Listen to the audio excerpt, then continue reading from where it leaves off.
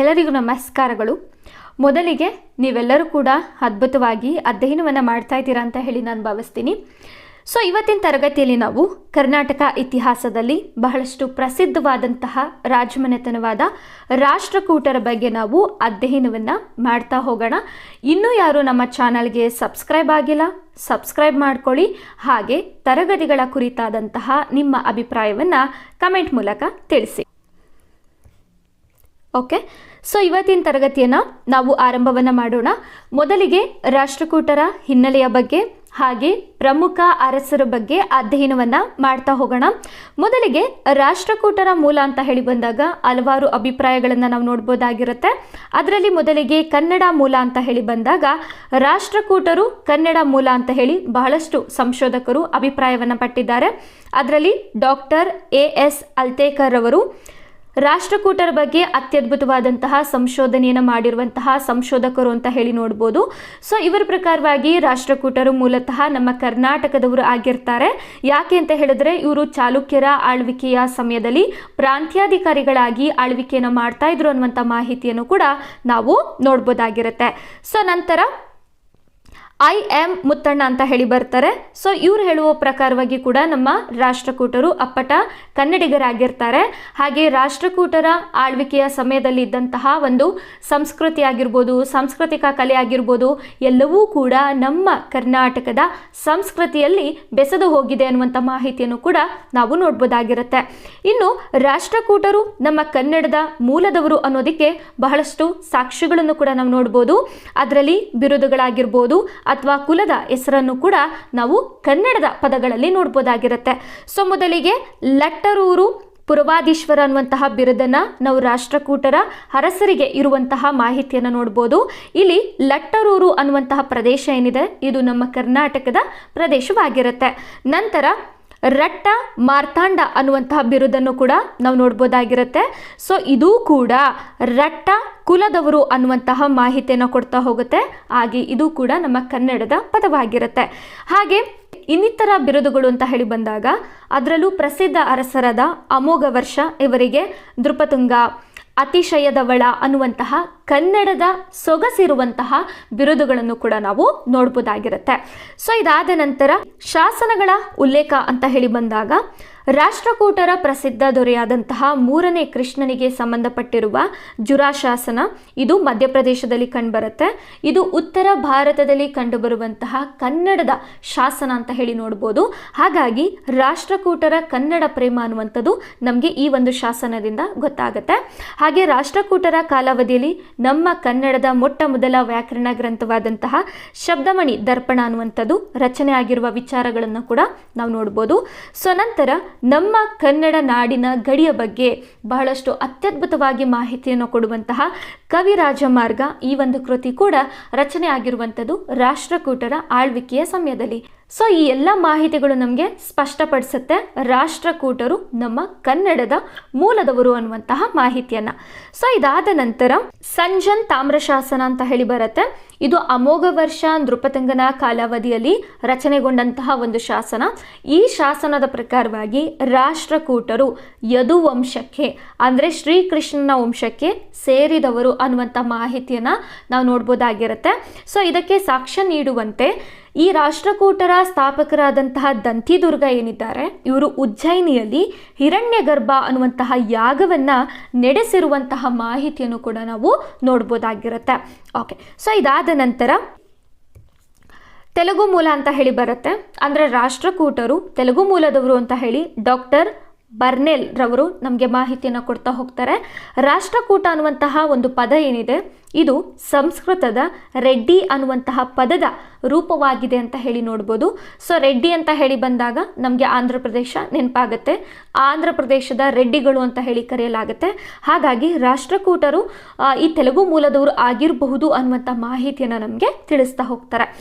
ಇದಾದ ನಂತರ ರಜಪುತ್ರ ಮೂಲದ ವಾದವನ್ನು ಕೂಡ ನಾವು ನೋಡ್ಬೋದು. ಇತಿಹಾಸಗಾರರಾದಂತಹ ಡಾಕ್ಟರ್ ಫ್ಲಿಟ್ ರವರ ಪ್ರಕಾರವಾಗಿ ರಾಷ್ಟ್ರಕೂಟರು ಉತ್ತರ ಭಾರತದ ರಾಥೋಡ್ ರಾಜವಂಶಕ್ಕೆ ಸಂಬಂಧಪಟ್ಟಂತಹವರು ಆಗಿರ್ತಾರೆ ಅನ್ನುವಂಥ ಮಾಹಿತಿಯನ್ನು ನೋಡ್ಬೋದು. ಅಂದರೆ ರಾಷ್ಟ್ರಕೂಟರು ಅನ್ನುವಂತಹ ಪದ ಏನಿದೆ ಇದು ಕಾಲಾನಂತರದಲ್ಲಿ ರಾಥೋಡ್ ಆಗಿದೆ ಅನ್ನುವಂಥ ಮಾಹಿತಿಯನ್ನು ಕೂಡ ನಾವು ನೋಡ್ಬೋದಾಗಿರುತ್ತೆ. ಹಾಗಾಗಿ ರಾಷ್ಟ್ರಕೂಟರು ರಾಥೋಡ್ ರಾಜವಂಶಕ್ಕೆ ಸಂಬಂಧಪಟ್ಟವರು ಅನ್ನುವಂಥ ಮಾಹಿತಿಯನ್ನು ಕೂಡ ನಾವು ನೋಡ್ಬೋದಾಗಿರುತ್ತೆ. ಸೊ ಇದಾದ ನಂತರ ಮರಾಠಿ ಮೂಲದ ವಾದವನ್ನು ಕೂಡ ನಾವು ನೋಡ್ಬೋದು. ಅಂದರೆ ರಾಷ್ಟ್ರಕೂಟರ ಪ್ರಭಾವ ಅನ್ನುವಂಥದ್ದು ಮಹಾರಾಷ್ಟ್ರದ ಎಲ್ಲೋರ ಆಗಿರ್ಬೋದು, ನಾಸಿಕ್ ಆಗಿರ್ಬೋದು, ಈ ಪ್ರದೇಶದಲ್ಲಿ ಜಾಸ್ತಿ ಇರುತ್ತೆ. ಹಾಗೆ ಎಲ್ಲೋರ ಗುಹೆಗಳಾಗಿರ್ಬೋದು, ಎಲಿಫೆಂಟಾ ಗುಹೆಗಳಾಗಿರ್ಬೋದು. ಸೊ ಇಲ್ಲಿ ನಾವು ರಾಷ್ಟ್ರಕೂಟರ ಶಾಸನಗಳನ್ನು ಕೂಡ ನಾವು ನೋಡ್ಬೋದು. ಹಾಗಾಗಿ ಇವರು ರಾಷ್ಟ್ರಕೂಟರು ಮಹಾರಾಷ್ಟ್ರಕ್ಕೆ ಸಂಬಂಧಪಟ್ಟವರು, ಹಾಗೆ ಅಲ್ಲಿನ ಮರಾಠ ಕುಟುಂಬಕ್ಕೆ ಸೇರಿದವರು ಅನ್ನುವಂಥ ಮಾಹಿತಿಯನ್ನು ಕೂಡ ನಾವು ನೋಡ್ಬೋದಾಗಿರುತ್ತೆ. ಅದರಲ್ಲೂ CV ವೈದ್ಯ ಇವರ ಪ್ರಕಾರವಾಗಿ ರಾಷ್ಟ್ರಕೂಟರು ಮಹಾರಾಷ್ಟ್ರದ ಮೂಲ ನಿವಾಸಿಗಳು, ಹಾಗೆ ಇವರು ಆರ್ಯರ ಪಂಗಡಕ್ಕೆ ಸೇರಿರ್ತಾರೆ, ನಂತರ ದಕ್ಷಿಣಕ್ಕೆ ವಲಸೆ ಬಂದಿರ್ತಾರೆ ಅನ್ನುವಂಥ ಮಾಹಿತಿಯನ್ನು ಕೂಡ ನಾವು ನೋಡ್ಬೋದಾಗಿರುತ್ತೆ. ಸೊ ಇದಾದ ನಂತರ ರಾಷ್ಟ್ರಕೂಟರು ದ್ರಾವಿಡ ಮೂಲಕ್ಕೆ ಸೇರಿದವರು ಅನ್ನುವಂಥ ಮಾಹಿತಿಯನ್ನು ಕೂಡ ನಾವು ನೋಡ್ತಾ ಹೋಗ್ಬೋದು. ಅದರಲ್ಲಿ ನಮ್ಮ ಕನ್ನಡ ನಾಡಿನ ಖ್ಯಾತ ಇತಿಹಾಸಗಾರರಾದಂತಹ ಡಾಕ್ಟರ್ PB ದೇಸಾಯಿ ಅವರ ಪ್ರಕಾರವಾಗಿ ರಾಷ್ಟ್ರಕೂಟರು ಮೂಲತಃ ದ್ರಾವಿಡ ಸಂಸ್ಕೃತಿಗೆ ಸೇರಿದವರು ಅನ್ನುವಂಥ ಮಾಹಿತಿಯನ್ನು ನಾವು ನೋಡ್ಬೋದಾಗಿರುತ್ತೆ. ಓಕೆ, ಸೊ ಇದಾದ ನಂತರ BL ರೈಸ್ ರವರ ಒಂದು ವಾದವನ್ನು ನಾವು ನೋಡೋದಾದರೆ ರಾಷ್ಟ್ರಕೂಟರು ದ್ರಾವಿಡ ಮೂಲದವರು ಅನ್ನುವಂಥ ಮಾಹಿತಿಯನ್ನು ಇವರು ಬೆಂಬಲಿಸ್ತಾರೆ ಅನ್ನುವಂಥ ಮಾಹಿತಿಯನ್ನು ಕೂಡ ನಾವು ನೋಡ್ಬೋದಾಗಿರುತ್ತೆ. ಹಾಗಾಗಿ ರಾಷ್ಟ್ರಕೂಟರು ದಕ್ಷಿಣ ಭಾರತದ ಬುಡಕಟ್ಟು ಮತ್ತು ಸ್ಥಳೀಯ ಸಮುದಾಯಗಳಿಂದ ಬಂದವರಾಗಿದ್ದು ಇವರು ಆರ್ಯೇತರ ಮೂಲದವರು ಅನ್ನುವಂಥ ಮಾಹಿತಿಯನ್ನು ಕೂಡ ನಾವು ನೋಡ್ಬೋದಾಗಿರುತ್ತೆ. ಓಕೆ, ಸೊ ಇದಿಷ್ಟು ಕೂಡ ಭಾಳಷ್ಟು ಪ್ರಮುಖವಾದಂತಹ ವಾದಗಳು ಆಗಿರುತ್ತೆ. ಅಂದರೆ ರಾಷ್ಟ್ರಕೂಟರು ಯಾವ ಮೂಲದವರು ಅನ್ನೋದಕ್ಕೆ ಸಂಬಂಧಪಟ್ಟಂತಹ ಮಾಹಿತಿಗಳು ಆಗಿರುತ್ತೆ. ಓಕೆ, ಸೊ ಈಗ ನಾವು ಅಧ್ಯಯನವನ್ನು ಮಾಡ್ತಾ ಹೋಗೋಣ ರಾಷ್ಟ್ರಕೂಟರ ಪ್ರಮುಖ ಮಾಹಿತಿಗಳನ್ನು. ಅದರಲ್ಲಿ ಮೊದಲಿಗೆ ಸ್ಥಾಪಕರು ಅಂತ ಹೇಳಿ ಬಂದಾಗ ರಾಷ್ಟ್ರಕೂಟರ ಸಾಮ್ರಾಜ್ಯವನ್ನು ಸ್ಥಾಪನೆ ಮಾಡುವಂಥವರು ದಂತಿದುರ್ಗ ಆಗಿರ್ತಾರೆ. ಇವರು ಬಾದಾಮಿ ಚಾಲುಕ್ಯರ 2ನೇ ಕೀರ್ತಿವರ್ಮನನ್ನು ಸೋಲಿಸಿ ಸ್ವತಂತ್ರ ರಾಜ್ಯವನ್ನು ಸ್ಥಾಪನೆಯನ್ನು ಮಾಡ್ತಾರೆ ಅಂತ ಹೇಳಿ ನಾವು ನೋಡ್ಬೋದಾಗಿರುತ್ತೆ. ಇನ್ನು ರಾಷ್ಟ್ರಕೂಟರ ಲಾಂಛನ ಅಂತ ಹೇಳಿ ಬಂದಾಗ ಗರುಡ ಆಗಿರುತ್ತೆ. ನಂತರ ಧ್ವಜ ಅಂತ ಹೇಳಿ ಬಂದಾಗ ಪಾಲಿ ಧ್ವಜ ಆಗಿರುತ್ತೆ. ಧ್ವಜದ ಮೇಲೆ ಗಂಗಾ ಮತ್ತು ಯಮುನಾ ನದಿಗಳ ಚಿತ್ರಣವಿರುವಂಥದ್ದನ್ನು ಕೂಡ ನಾವು ನೋಡ್ಬೋದು. ಸೊ ಇದಕ್ಕೆ ಒಂದು ಇತಿಹಾಸ ಇದೆ. ಸೊ ಅದ್ರ ಬಗ್ಗೆ ನಾವು ಮುಂದೆ ಓದ್ತಾ ಹೋಗೋಣ.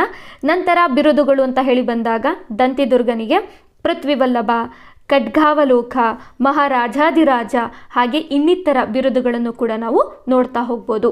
ಓಕೆ, ಸೊ ಇದಾದ ನಂತರ ರಾಷ್ಟ್ರಕೂಟರ ರಾಜಧಾನಿಗಳು ಅಂತ ಹೇಳಿ ಬಂದಾಗ ಭಾಳಷ್ಟು ಪ್ರಮುಖವಾದಂಥ ಮಾಹಿತಿ ಆಗುತ್ತೆ. ಇದು ಯಾವಾಗಲೂ ಕೂಡ ಪ್ರಶ್ನೆಗಳು ಬರ್ತಾ ಇರತ್ತೆ. ಸೊ ಮೊದಲಿಗೆ ಇವರಿಗೆ 4 ರಾಜಧಾನಿಗಳನ್ನು ನೋಡ್ಬೋದು. ಮೊದಲ ರಾಜಧಾನಿ ಅಂತ ಹೇಳಿ ಬಂದಾಗ ನಾವು ಲಟ್ಟಲೂರನ್ನು ನೋಡ್ಬೋದಾಗಿರುತ್ತೆ. ಇದು ಮಹಾರಾಷ್ಟ್ರದ ಲಾತೂರು ಅನ್ನುವಂಥ ಪ್ರದೇಶದಲ್ಲಿ ಕಂಡುಬರುತ್ತೆ. ಹಾಗಾಗಿ ಇವರನ್ನು ಶಾಸನಗಳಲ್ಲಿ ಲಟ್ಟಲೂರು ಪೂರ್ವಾಧೀಶ್ವರ ಅನ್ನುವಂತಹ ಬಿರುದಿನಿಂದ ಕರೆಯಲಾಗ್ತಾ ಇತ್ತು. ಸೊ ನಂತರ 2ನೇ ರಾಜಧಾನಿ ಅಂತ ಹೇಳಿ ಬಂದಾಗ ಎಲಿಚಪುರ ಅಂತ ಹೇಳಿ ಬರುತ್ತೆ. ಇದು ಪ್ರಸ್ತುತ ಮಹಾರಾಷ್ಟ್ರದ ಅಮರಾವತಿ ಜಿಲ್ಲೆಯಲ್ಲಿ ಕಂಡುಬರುವಂತಹ ಪ್ರದೇಶ ಆಗಿರುತ್ತೆ. ಸೊ ದಂತಿದುರ್ಗ ಅಧಿಕಾರಕ್ಕೆ ಬಂದಂತಹ ಸಂದರ್ಭದಲ್ಲಿ ಇದು ಮೊದಲ ಪ್ರಮುಖ ಕೇಂದ್ರವಾಗಿತ್ತು ಅನ್ನುವಂಥ ಮಾಹಿತಿಯನ್ನು ಕೂಡ ನಾವು ನೋಡ್ಬೋದು. ಸೊ ಇದಾದ ನಂತರ ಮಯೂರ ಖಂಡಿ ಅಂತ ಹೇಳಿ ಬರುತ್ತೆ. ಇದು ಬೀದರ್ ಜಿಲ್ಲೆಯಲ್ಲಿ ಕಂಡುಬರುತ್ತೆ. ಹಾಗೆ ಕೆಲವೊಂದು ಬಾರಿ ನಾಸಿಕ್ ಬಳಿ ಕೂಡ ಕಂಡುಬರುತ್ತೆ ಅನ್ನುವಂಥ ಮಾಹಿತಿಯನ್ನು ಕೂಡ ನಾವು ನೋಡ್ಬೋದಾಗಿರುತ್ತೆ. ಧ್ರುವ ಮತ್ತು 3ನೇ ಗೋವಿಂದನ ಅರಸರ ಕಾಲದಲ್ಲಿ ಇದು ಬಹಳಷ್ಟು ಪ್ರಮುಖವಾದ ರಾಜಧಾನಿಯಾಗಿತ್ತು ಅನ್ನುವಂಥ ಮಾಹಿತಿಯನ್ನು ಕೂಡ ನಾವು ನೋಡ್ಬೋದು. ಸೊ ನಂತರದಲ್ಲಿ ಮಾನ್ಯಕೇಟ ಅಂತ ಹೇಳಿ ಬರುತ್ತೆ. ಇದು ಪ್ರಸ್ತುತ ಕಲಬುರಗಿ ಜಿಲ್ಲೆಯ ಮಳಖೇಡ ಅಥವಾ ಮಾನ್ಯಕೇಟ ಪ್ರದೇಶದಲ್ಲಿ ಇದೆ ಅನ್ನುವಂಥ ಮಾಹಿತಿಯನ್ನು ನೋಡ್ಬೋದು. ಸೊ ಇದು ಅಮೋಘ ವರ್ಷ ನೃಪತುಂಗ ನಿರ್ಮಿಸಿದಂತಹ ನಗರ ಅಂತ ಹೇಳಿ ನಾವು ನೋಡ್ಬೋದಾಗಿರುತ್ತೆ. ಬಹಳಷ್ಟು ವೈಭವಯುತವಾಗಿ ಇದ್ದಂತಹ ಬಹಳಷ್ಟು ಪ್ರಮುಖವಾದ ರಾಜಧಾನಿ ಅನ್ನುವಂಥ ಮಾಹಿತಿಯನ್ನು ಕೂಡ ನಾವು ನೋಡ್ಬೋದಾಗಿರುತ್ತೆ. ಹಾಗಾಗಿ ಲಟ್ಟಲೂರು ಆಗಿರ್ಬೋದು, ಎಲಿಚಪುರ ಆಗಿರ್ಬೋದು, ಮಯೂರ ಖಂಡಿ ಹಾಗೆ ಮಾನ್ಯಕೇಟ ಇದು ಬಹಳಷ್ಟು ಪ್ರಮುಖವಾದಂತಹ ರಾಷ್ಟ್ರಕೂಟರ ರಾಜಧಾನಿಗಳು ಆಗಿರುತ್ತೆ. ಓಕೆ, ಸೊ ನಂತರದಲ್ಲಿ ನಾವು ಅಧ್ಯಯನವನ್ನು ಮಾಡ್ತಾ ಹೋಗೋಣ ರಾಷ್ಟ್ರಕೂಟರ ಪ್ರಮುಖ ಅರಸರ ಮಾಹಿತಿಗಳನ್ನು. ಮೊದಲಿಗೆ ರಾಷ್ಟ್ರಕೂಟರ ಸ್ಥಾಪಕ ಅಂತ ಹೇಳಿ ಬಂದಾಗ ನಾವು ದಂತಿದುರ್ಗನನ್ನು ನೋಡ್ಬೋದಾಗಿರುತ್ತೆ. ಇವರು ಕ್ರಿಸ್ತಶಕ 735ರಿಂದ 756ರವರೆಗೆ ಆಳ್ವಿಕೆಯನ್ನು ಮಾಡಿದ್ದಾರೆ. ಇವರು ಆರಂಭಿಕ ಜೀವನ ಅಂತ ಬಂದಾಗ ಬಾದಾಮಿ ಚಾಲುಕ್ಯರ ಅರಸರಾಗಿರುವಂತಹ 2ನೇ ವಿಕ್ರಮಾದಿತ್ಯನ ನಂಬಿಕಸ್ಥ ಸಾಮಂತರು ಆಗಿರ್ತಾರೆ. ಹಾಗಾಗಿ ಇವರಿಗೆ ಪೃಥ್ವಿವಲ್ಲಭ, ಖಡ್ಗಾವಲೋಕ ಅನ್ನುವಂತಹ ಬಿರುದುಗಳು ಕೂಡ ದೊರೆಯುತ್ತೆ. ಸೊ ಇದಾದ ನಂತರ ಬಾದಾಮಿ ಚಾಲುಕ್ಯರ ಕೊನೆಯ ಅರಸ ಅಂತ ಹೇಳಿ ಬಂದಾಗ ನಾವು 2ನೇ ಕೀರ್ತಿವರ್ಮನನ್ನ ನೋಡ್ಬೋದಾಗಿರುತ್ತೆ. ಇವರು ಅಧಿಕಾರಕ್ಕೆ ಬಂದಂಥ ಸಂದರ್ಭದಲ್ಲಿ ದಂತಿದುರ್ಗ ಸ್ವತಂತ್ರ ಅರಸನಾಗಲಿಕ್ಕೆ ಯೋಚನೆಯನ್ನು ಮಾಡ್ತಾರೆ. ಹಾಗಾಗಿ ಮೊದಲಿಗೆ ಗುರ್ಜರ, ಮಾಳವ, ಕಳಿಂಗ, ಕೋಸಲ ಪ್ರಾಂತ್ಯಗಳನ್ನು ಗೆದ್ಕೊಳ್ತಾರೆ. ನಂತರ ಅಂತಿಮವಾಗಿ ಕ್ರಿಸ್ತಶಕ 753ರಲ್ಲಿ 2ನೇ ಕೀರ್ತಿವರ್ಮನನ್ನು ಸೋಲಿಸಿ ನಮ್ಮ ಕರ್ನಾಟಕದಲ್ಲಿ ರಾಷ್ಟ್ರಕೂಟರ ಸಾಮ್ರಾಜ್ಯವನ್ನು ಸ್ಥಾಪನೆಯನ್ನು ಮಾಡ್ತಾರೆ ಅನ್ನುವಂಥ ಮಾಹಿತಿಯನ್ನು ನಾವು ನೋಡ್ಬೋದಾಗಿರುತ್ತೆ. ಇನ್ನು ಬಾದಾಮಿ ಚಾಲುಕ್ಯರು ಅಂತ ಹೇಳಿ ಬಂದಾಗ ದಂತಿದುರ್ಗ ಏನು 2ನೇ ಕೀರ್ತಿವರ್ಮನನ್ನ ಸೋಲಿಸ್ತಾರೆ, ಆ ಸಂದರ್ಭ ಆದ ನಂತರವೂ ಕೂಡ ಬಾದಾಮಿ ಚಾಲುಕ್ಯರು ಕೆಲವೊಂದಿಷ್ಟು ಪ್ರಾಂತ್ಯಗಳಲ್ಲಿ ಆಳ್ವಿಕೆಯನ್ನು ಮಾಡ್ತಾ ಇರ್ತಾರೆ. ಅವರನ್ನ ಸಂಪೂರ್ಣವಾಗಿ ಸೋಲಿಸಿ ಸಂಪೂರ್ಣವಾಗಿ ಬಾದಾಮಿ ಚಾಲುಕ್ಯರ ಸಾಮ್ರಾಜ್ಯವನ್ನ ಪತನವನ್ನ ಮಾಡುವಂಥವರು ಈ ರಾಷ್ಟ್ರಕೂಟರ ಮೊದಲನೇ ಕೃಷ್ಣ ಆಗಿರ್ತಾರೆ. ಸೊ ಇವ್ರ ಬಗ್ಗೆ ನಾವು ಮುಂದೆ ಅಧ್ಯಯನವನ್ನ ಮಾಡ್ತಾ ಹೋಗೋಣ. ಆದರೆ 2ನೇ ಕೀರ್ತಿವರ್ಮನನ್ನ ಸೋಲಿಸಿ ರಾಷ್ಟ್ರಕೂಟರ ಸಾಮ್ರಾಜ್ಯವನ್ನ ಸ್ಥಾಪನೆಯನ್ನ ಮಾಡುವಂಥವ್ರು ದಂತಿದುರ್ಗ ಆಗಿರ್ತಾರೆ. ಹಾಗಾಗಿ ಇವರನ್ನ ಸ್ಥಾಪಕರು ಅಂತಲೂ ಕೂಡ ಕರೆಯಲಾಗತ್ತೆ. ಸೊ ಇದಾದ ನಂತರ ದಂತಿದುರ್ಗ ಅಂತ ಹೇಳಿ ಬಂದಾಗ ಬಹಳಷ್ಟು ಪ್ರಮುಖವಾದ ಮಾಹಿತಿ ಅಂತ ಹೇಳಿದ್ರೆ ಇವರು ಉಜ್ಜಯಿನಿಯಲ್ಲಿ ಅಂದರೆ ಉತ್ತರ ಭಾರತದಲ್ಲಿ ಕಂಡುಬರುವಂತಹ ಉಜ್ಜಯಿನಿ ಅನ್ನುವಂತಹ ಪ್ರದೇಶದಲ್ಲಿ ಹಿರಣ್ಯ ಗರ್ಭಧಾನ ಅನ್ನುವಂತಹ ಯಾಗವನ್ನು ನಡೆಸ್ತಾರೆ. ಸೊ ಈ ಯಾಗ ಅನ್ನುವಂಥದ್ದು ಹೇಗಿರುತ್ತೆ ಅಂದರೆ ಚಿನ್ನದ ಒಂದು ದೊಡ್ಡ ಪಾತ್ರೆ ಇರುತ್ತೆ, ಅದನ್ನು ಗರ್ಭದ ಸಂಕೇತವಾಗಿ ತೆಗೆದುಕೊಳ್ಳಲಾಗುತ್ತೆ. ಈ ಒಂದು ಚಿನ್ನದ ಪಾತ್ರೆಯೊಳಗೆ ಪ್ರವೇಶವನ್ನು ಮಾಡಿ ಅಲ್ಲಿ ಧಾರ್ಮಿಕ ಮಂತ್ರಗಳನ್ನು ಪಠನ ಮಾಡಲಾಗುತ್ತೆ. ನಂತರ ಆ ಒಂದು ಪಾತ್ರೆಯಿಂದ ಹೊರಬರ್ತಾರೆ. ಸೊ ಇದರಿಂದಾಗಿ ಆ ರಾಜನಿಗೆ ಒಂದು ದೈವಿಕ ಶಕ್ತಿ ಆಗಿರ್ಬೋದು ಅಥವಾ ದೈವಿಕ ಆಶೀರ್ವಾದ ಅನ್ನುವಂಥದ್ದು ಸಿಗುತ್ತೆ. ಹಾಗಾಗಿ ದಂತಿದುರ್ಗ ಈ ಒಂದು ಯಾಗವನ್ನು ಉಜ್ಜಯಿನಿಯಲ್ಲಿ ಮಾಡಿದ್ರು ಅನ್ನುವಂಥ ಮಾಹಿತಿಯನ್ನು ನಾವು ನೋಡ್ಬೋದಾಗಿರುತ್ತೆ. ಇನ್ನು ಉಜ್ಜಯಿನಿ ಅಂತ ಹೇಳಿ ಬಂದಾಗ ಬಹಳಷ್ಟು ಪ್ರಸಿದ್ಧವಾದಂತಹ ಸ್ಥಳ ಅಂತ ಹೇಳಿ ನೋಡ್ಬೋದು. ಅಂದು ಈ ಉಜ್ಜಯಿನಿ ಅನ್ನುವಂಥದ್ದು ಉತ್ತರ ಭಾರತದ ಶಕ್ತಿಶಾಲಿಯಾದಂತಹ ಗುರ್ಜನರು ಮತ್ತು ಪ್ರತಿಹಾರರ ಪ್ರಮುಖ ಕೇಂದ್ರವಾಗಿರುತ್ತೆ. ನಮ್ಮ ಕರ್ನಾಟಕದ ರಾಷ್ಟ್ರಕೂಟರ ಸ್ಥಾಪಕರಾಗಿರುವಂತಹ ದಂತಿದುರ್ಗ ಗುರ್ಜರ ಮತ್ತು ಪ್ರತಿಹಾರರ ಪ್ರಮುಖ ಕೇಂದ್ರವಾಗಿರುವಂತಹ ಉಜ್ಜಯಿನಿಯಲ್ಲಿ ಈ ಒಂದು ಹಿರಣ್ಯ ಗರ್ಭದಾನ ಅನ್ನುವಂತಹ ಯಾಗವನ್ನು ನಡೆಸಿದ್ದಾರೆ ಅಂತ ಹೇಳಿದ್ರೆ ಉತ್ತರ ಭಾರತದ ಮೇಲೂ ಕೂಡ ಇವರು ತಮ್ಮ ಅಧಿಕಾರವನ್ನ ವಿಸ್ತರಣೆಯನ್ನ ಮಾಡಿದ್ರು ಅನ್ನುವಂಥ ಮಾಹಿತಿಯನ್ನ ನಾವು ನೋಡ್ಬೋದಾಗಿರುತ್ತೆ. ಇನ್ನು ಕೆಲವೊಂದಿಷ್ಟು ಶಾಸನಗಳಲ್ಲಿ ಅಂದಿನ ಪ್ರತಿಹಾರ ರಾಜರೇನಿರ್ತಾರೆ ಇವರು ದಂತಿದುರ್ಗನಿಗೆ ದ್ವಾರಪಾಲಕರಂತೆ ಸೇವೆಯನ್ನು ಸಲ್ಲಿಸಿದ್ರು ಅನ್ನುವಂಥ ಮಾಹಿತಿಯನ್ನು ಕೂಡ ನಾವು ನೋಡ್ಬೋದು. ಅಲ್ಲಿಗೆ ದಂತಿದುರ್ಗ ಪ್ರತಿಹಾರರ ರಾಜರನ್ನ ಸೋಲಿಸಿ ಗೆದ್ದಿದ್ರು ಅನ್ನುವಂಥ ಮಾಹಿತಿಯನ್ನು ಕೂಡ ನಾವು ಇದರಿಂದ ತಿಳ್ಕೊಳ್ಬೋದಾಗಿರುತ್ತೆ. ಓಕೆ, ಸೊ ಇದಾದ ನಂತರ ಶಾಸನಗಳು ಅಂತ ಹೇಳಿ ಬಂದಾಗ ದಂತಿದುರ್ಗನ ಬಗ್ಗೆ ಕೆಲವೊಂದಿಷ್ಟು ಶಾಸನಗಳು ಕೆಲವೊಂದಿಷ್ಟು ಮಾಹಿತಿಗಳನ್ನು ಕೊಡ್ತಾ ಹೋಗುತ್ತೆ. ಅದರಲ್ಲಿ ಸಂಜನ್ ತಾಮ್ರಶಾಸನ ಅಂತ ಹೇಳಿ ನೋಡ್ಬೋದು. ಈ ಒಂದು ಶಾಸನವು ಅಮೋಘ ವರ್ಷ ನೃಪತಂಗನ ಆಳ್ವಿಕೆಯ ಸಮಯದಲ್ಲಿ ರಚನೆಯಾಗಿರುವಂತಹ ಶಾಸನವಾಗಿರುತ್ತೆ. ಆದರೂ ಕೂಡ ದಂತಿದುರ್ಗನ ಬಗ್ಗೆ ಇದು ಉಲ್ಲೇಖವನ್ನು ಮಾಡುತ್ತೆ. ಸೊ ಇದ್ರ ಪ್ರಕಾರವಾಗಿ ಇವರು ಉಜ್ಜಯಿನಿಯಲ್ಲಿ ಹಿರಣ್ಯ ಗರ್ಭ ಅನ್ನುವಂತಹ ಒಂದು ದಾನದ ಯಾಗವನ್ನು ನಡೆಸಿದ್ರು ಅನ್ನುವಂಥ ಮಾಹಿತಿಯನ್ನು ನಾವು ನೋಡ್ಬೋದು. ಸೊ ಇದಾದ ನಂತರ ಸಮಂಗಡ ತಾಮ್ರಶಾಸನ ಅಂತ ಹೇಳಿ ಬರುತ್ತೆ. ಇದು ಕ್ರಿಸ್ತಶಕ 754ರಲ್ಲಿ ಹೊರಡಿಸಲಾಗಿರುವಂತಹ ಒಂದು ಶಾಸನ ಅಂತ ಹೇಳಿ ಮಹಾರಾಷ್ಟ್ರದ ಕೊಲ್ಹಾಪುರ ಜಿಲ್ಲೆಯಲ್ಲಿ ಇದನ್ನು ಕಂಡುಹಿಡಿಯಲಾಗುತ್ತೆ. ಸೊ ಇದು ಬಾದಾಮಿ ಚಾಲುಕ್ಯರ ಕೊನೆಯ ಅರಸನಾಗಿರುವಂತಹ 2ನೇ ಕೀರ್ತಿವರ್ಮನನ್ನ ದಂತಿದುರ್ಗ ಸೋಲಿಸಿ ರಾಷ್ಟ್ರಕೂಟರ ಸಾಮ್ರಾಜ್ಯವನ್ನು ಸ್ಥಾಪನೆಯನ್ನು ಮಾಡಿದ್ದಾರೆ ಅನ್ನುವಂಥ ಮಾಹಿತಿಗಳ ಬಗ್ಗೆ ಇದು ವಿವರಣೆಯನ್ನು ಕೊಡ್ತಾ ಹೋಗುತ್ತೆ. ಸೊ ಈ ಒಂದು ಜಯದಿಂದ ದಂತಿದುರ್ಗನು ತನಗೆ ತಾನೇ ಮಹಾರಾಜಾಧಿರಾಜ, ಪರಮೇಶ್ವರ, ಪರಮ ಭಟ್ಟಾರಕ, ಪೃಥ್ವಿವಲ್ಲಭ ಅನ್ನುವಂತಹ ಬಿರುದನ್ನು ಧರಿಸಿದ್ದರು ಅನ್ನುವಂಥ ಮಾಹಿತಿಯನ್ನು ಕೂಡ ಕೊಡ್ತಾ ಹೋಗುತ್ತೆ. ಸೊ ಇದಾದ ನಂತರ ದಂತಿದುರ್ಗ ಕಾಂಚಿ, ಕೇರಳ, ಚೋಳ, ಪಾಂಡ್ಯ, ಶ್ರೀಹರ್ಷನ ಪ್ರಾಂತ್ಯಗಳನ್ನು ಕೂಡ ಜಯಿಸಿದ್ದರು ಅನ್ನುವಂಥ ಮಾಹಿತಿಯನ್ನು ಕೂಡ ಇದು ಉಲ್ಲೇಖವನ್ನು ಮಾಡ್ತಾ ಹೋಗುತ್ತೆ. ಸೊ ಇದಾದ ನಂತರ ಎಲ್ಲೋರ ಗುಹಾ ಶಾಸನ ಅಂತ ಹೇಳಿ ಬರುತ್ತೆ. ಅದರಲ್ಲಿ ಎಲ್ಲೋರದ 15ನೇ ಗುಹೆಯಲ್ಲಿ ನಾವು ದಶಾವತಾರ ಗುಹೆ ಅಂತ ಹೇಳಿ ಕರೆಯಲಾಗುತ್ತೆ. ಸೊ ಈ ಒಂದು ಗುಹೆಯಲ್ಲಿ ನಾವು ದಂತಿದುರ್ಗನ ಸೈನಿಕ ಕಾರ್ಯಾಚರಣೆಗಳ ಬಗ್ಗೆ ಸಂಪೂರ್ಣವಾದ ಸಮಗ್ರವಾದಂತಹ ಚಿತ್ರಣವನ್ನು ನಾವು ನೋಡ್ಬೋದಾಗಿರುತ್ತೆ. ಸೊ ಇವರು ಉತ್ತರ ಭಾರತದ ಮಾಳವ, ಗುರ್ಜರ ರಾಜರನ್ನ ಹೇಗೆ ಸೋಲಿಸಿದ್ರು ಅನ್ನುವಂಥ ಮಾಹಿತಿಯನ್ನು, ಹಾಗೆ ಹಿರಣ್ಯ ಗರ್ಭದಾನದ ಒಂದು ಯಾಗದ ಬಗ್ಗೆ ಕೂಡ ಇಲ್ಲಿ ಉಲ್ಲೇಖವನ್ನು ಮಾಡಲಾಗಿದೆ. ಸೊ ಇಲ್ಲಿ ಎಲ್ಲೋರ ಗುಹೆಗಳು ಅಂತ ಹೇಳಿ ಬಂದಾಗ ಭಾಳಷ್ಟು ಗುಹೆಗಳನ್ನು ನೋಡ್ಬೋದು. ಸೊ ಅದ್ರ ಬಗ್ಗೆ ನಾನು ಕಲೆ ಮತ್ತು ವಾಸ್ತುಶಿಲ್ಪದಲ್ಲಿ ಮಾಹಿತಿಯನ್ನು ಕೊಡ್ತಾ ಹೋಗ್ತೀನಿ. ಸೊ ನೀವಿಲ್ಲಿ ನೋಡ್ತಿರುವಂಥದ್ದು 15ನೇ ಗುಹೆಯಲ್ಲಿ ಕಂಡು ಬರುವಂತಹ ದಶಾವತಾರ ವಿಗ್ರಹ ಅಥವಾ ಚಿತ್ರಣವನ್ನು ನೀವು ನೋಡ್ಬೋದಾಗಿರುತ್ತೆ. ಓಕೆ, ಸೊ ಇದಾದ ನಂತರ ರಾಷ್ಟ್ರಕೂಟ ಮನೆತನದ ಘನತೆಯನ್ನು ಹೆಚ್ಚಿಸಿದಂತಹ ಒಂದು ಶಾಸನ ಅಂತ ಹೇಳಿ ನಾವು ನೋಡ್ಬೋದಾಗಿರುತ್ತೆ, ಎಲ್ಲೋರ ಗುಹಾ ಶಾಸನವನ್ನು. ಇದು ದಂತಿದುರ್ಗ ಕೇವಲ ಯುದ್ಧಕೋರ ಮಾತ್ರ ಅಲ್ಲ, ಈತ ಧಾರ್ಮಿಕ ಮತ್ತು ಕಲಾ ಪೋಷಕನೂ ಆಗಿದ್ದನು ಅನ್ನುವಂಥ ಮಾಹಿತಿಯನ್ನು ಇದು ನಮಗೆ ಕೊಡ್ತಾ ಹೋಗುತ್ತೆ. ಓಕೆ, ಸೊ ನಂತರದಲ್ಲಿ 1ನೇ ಕೃಷ್ಣ ಅಧಿಕಾರಕ್ಕೆ ಬರ್ತಾರೆ. ಕ್ರಿಸ್ತ ಶಕ 756ರಿಂದ 774ರವರೆಗೆ ಇವರು ಆಳ್ವಿಕೆಯನ್ನು ಮಾಡಿದ್ದಾರೆ. ದಂತಿದುರ್ಗನಿಗೆ ಯಾವುದೇ ರೀತಿಯಾದಂತಹ ಮಕ್ಕಳಿರಲಿಲ್ಲ, ಹಾಗಾಗಿ ಆತನ ಚಿಕ್ಕಪ್ಪನಾದಂತಹ 1ನೇ ಕೃಷ್ಣ ಅಧಿಕಾರಕ್ಕೆ ಬರ್ತಾರೆ ಅಂತ ಹೇಳಿ ನಾವು ನೋಡ್ಬೋದಾಗಿರುತ್ತೆ. ಸೊ ಹಾಗಾಗಿ 1ನೇ ಕೃಷ್ಣ ಅಂತ ಹೇಳಿ ಬಂದಾಗ ಚಾಲುಕ್ಯರನ್ನು ಸಂಪೂರ್ಣವಾಗಿ ನಿರ್ಮೂಲನೆಯನ್ನು ಮಾಡಿದಂತಹ ಅಧಿಕಾರಿ ಅಥವಾ ಅರಸ ಅಂತ ಹೇಳಿ ನಾವು ಕರಿಬಹುದಾಗಿರುತ್ತೆ.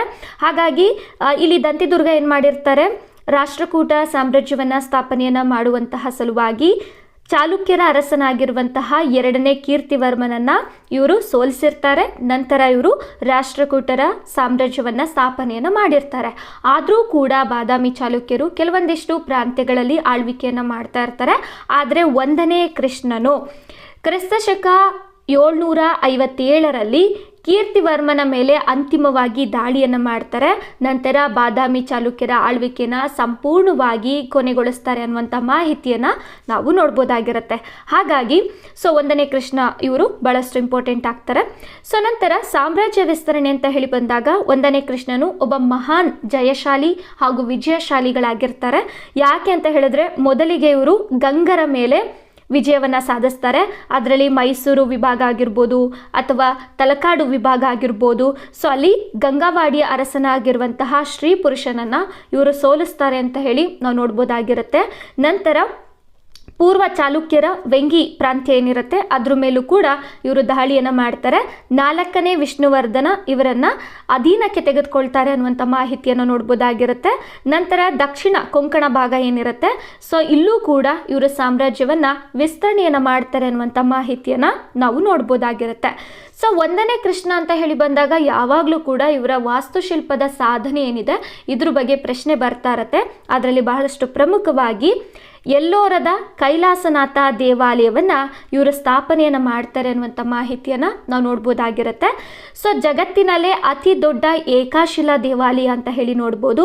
ಇದು ಒಂದು ಬೃಹತ್ ಬಂಡೆ ಏನಿರುತ್ತೆ ಇದನ್ನು ಮೇಲಿಂದ ಕೆಳಭಾಗಕ್ಕೆ ಕೊರೆದು ಒಂದು ಸುಂದರವಾದಂತಹ ದೇವಾಲಯವನ್ನು ನಿರ್ಮಾಣವನ್ನು ಮಾಡಿಸಿದ್ದಾರೆ ಅನ್ನುವಂಥ ಮಾಹಿತಿಯನ್ನು ನಾವು ನೋಡ್ಬೋದಾಗಿರುತ್ತೆ.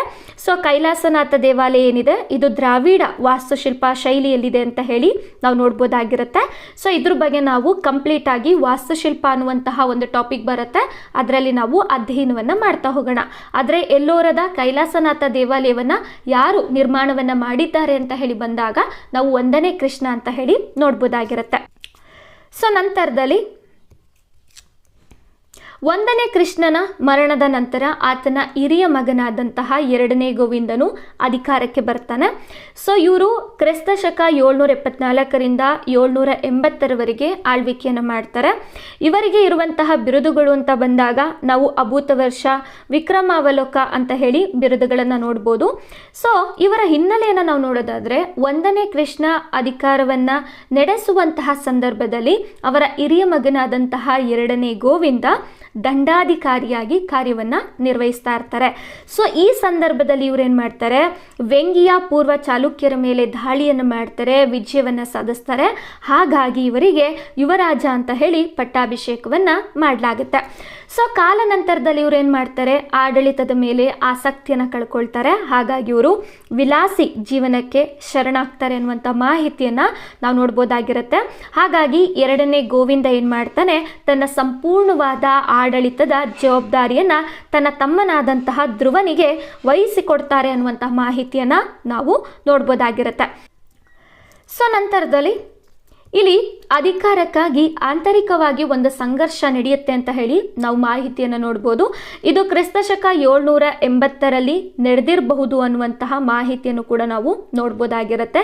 ಸೊ ಇಲ್ಲಿ ಯಾವಾಗ 2ನೇ ಗೋವಿಂದನು ತನ್ನ ಆಡಳಿತದ ಮೇಲೆ ಆಸಕ್ತಿಯನ್ನು ಕಳ್ಕೊಳ್ತಾನೋ ಆ ಸಂದರ್ಭದಲ್ಲಿ ಆತ ರಾಜನ ಸ್ಥಾನದಲ್ಲೇ ಇರ್ತಾನೆ, ಆದರೆ ಆಡಳಿತದ ಅಧಿಕಾರವನ್ನು ತನ್ನ ತಮ್ಮನಾದಂತಹ ಧ್ರುವನಿಗೆ ಕೊಟ್ಟಿರ್ತಾನೆ.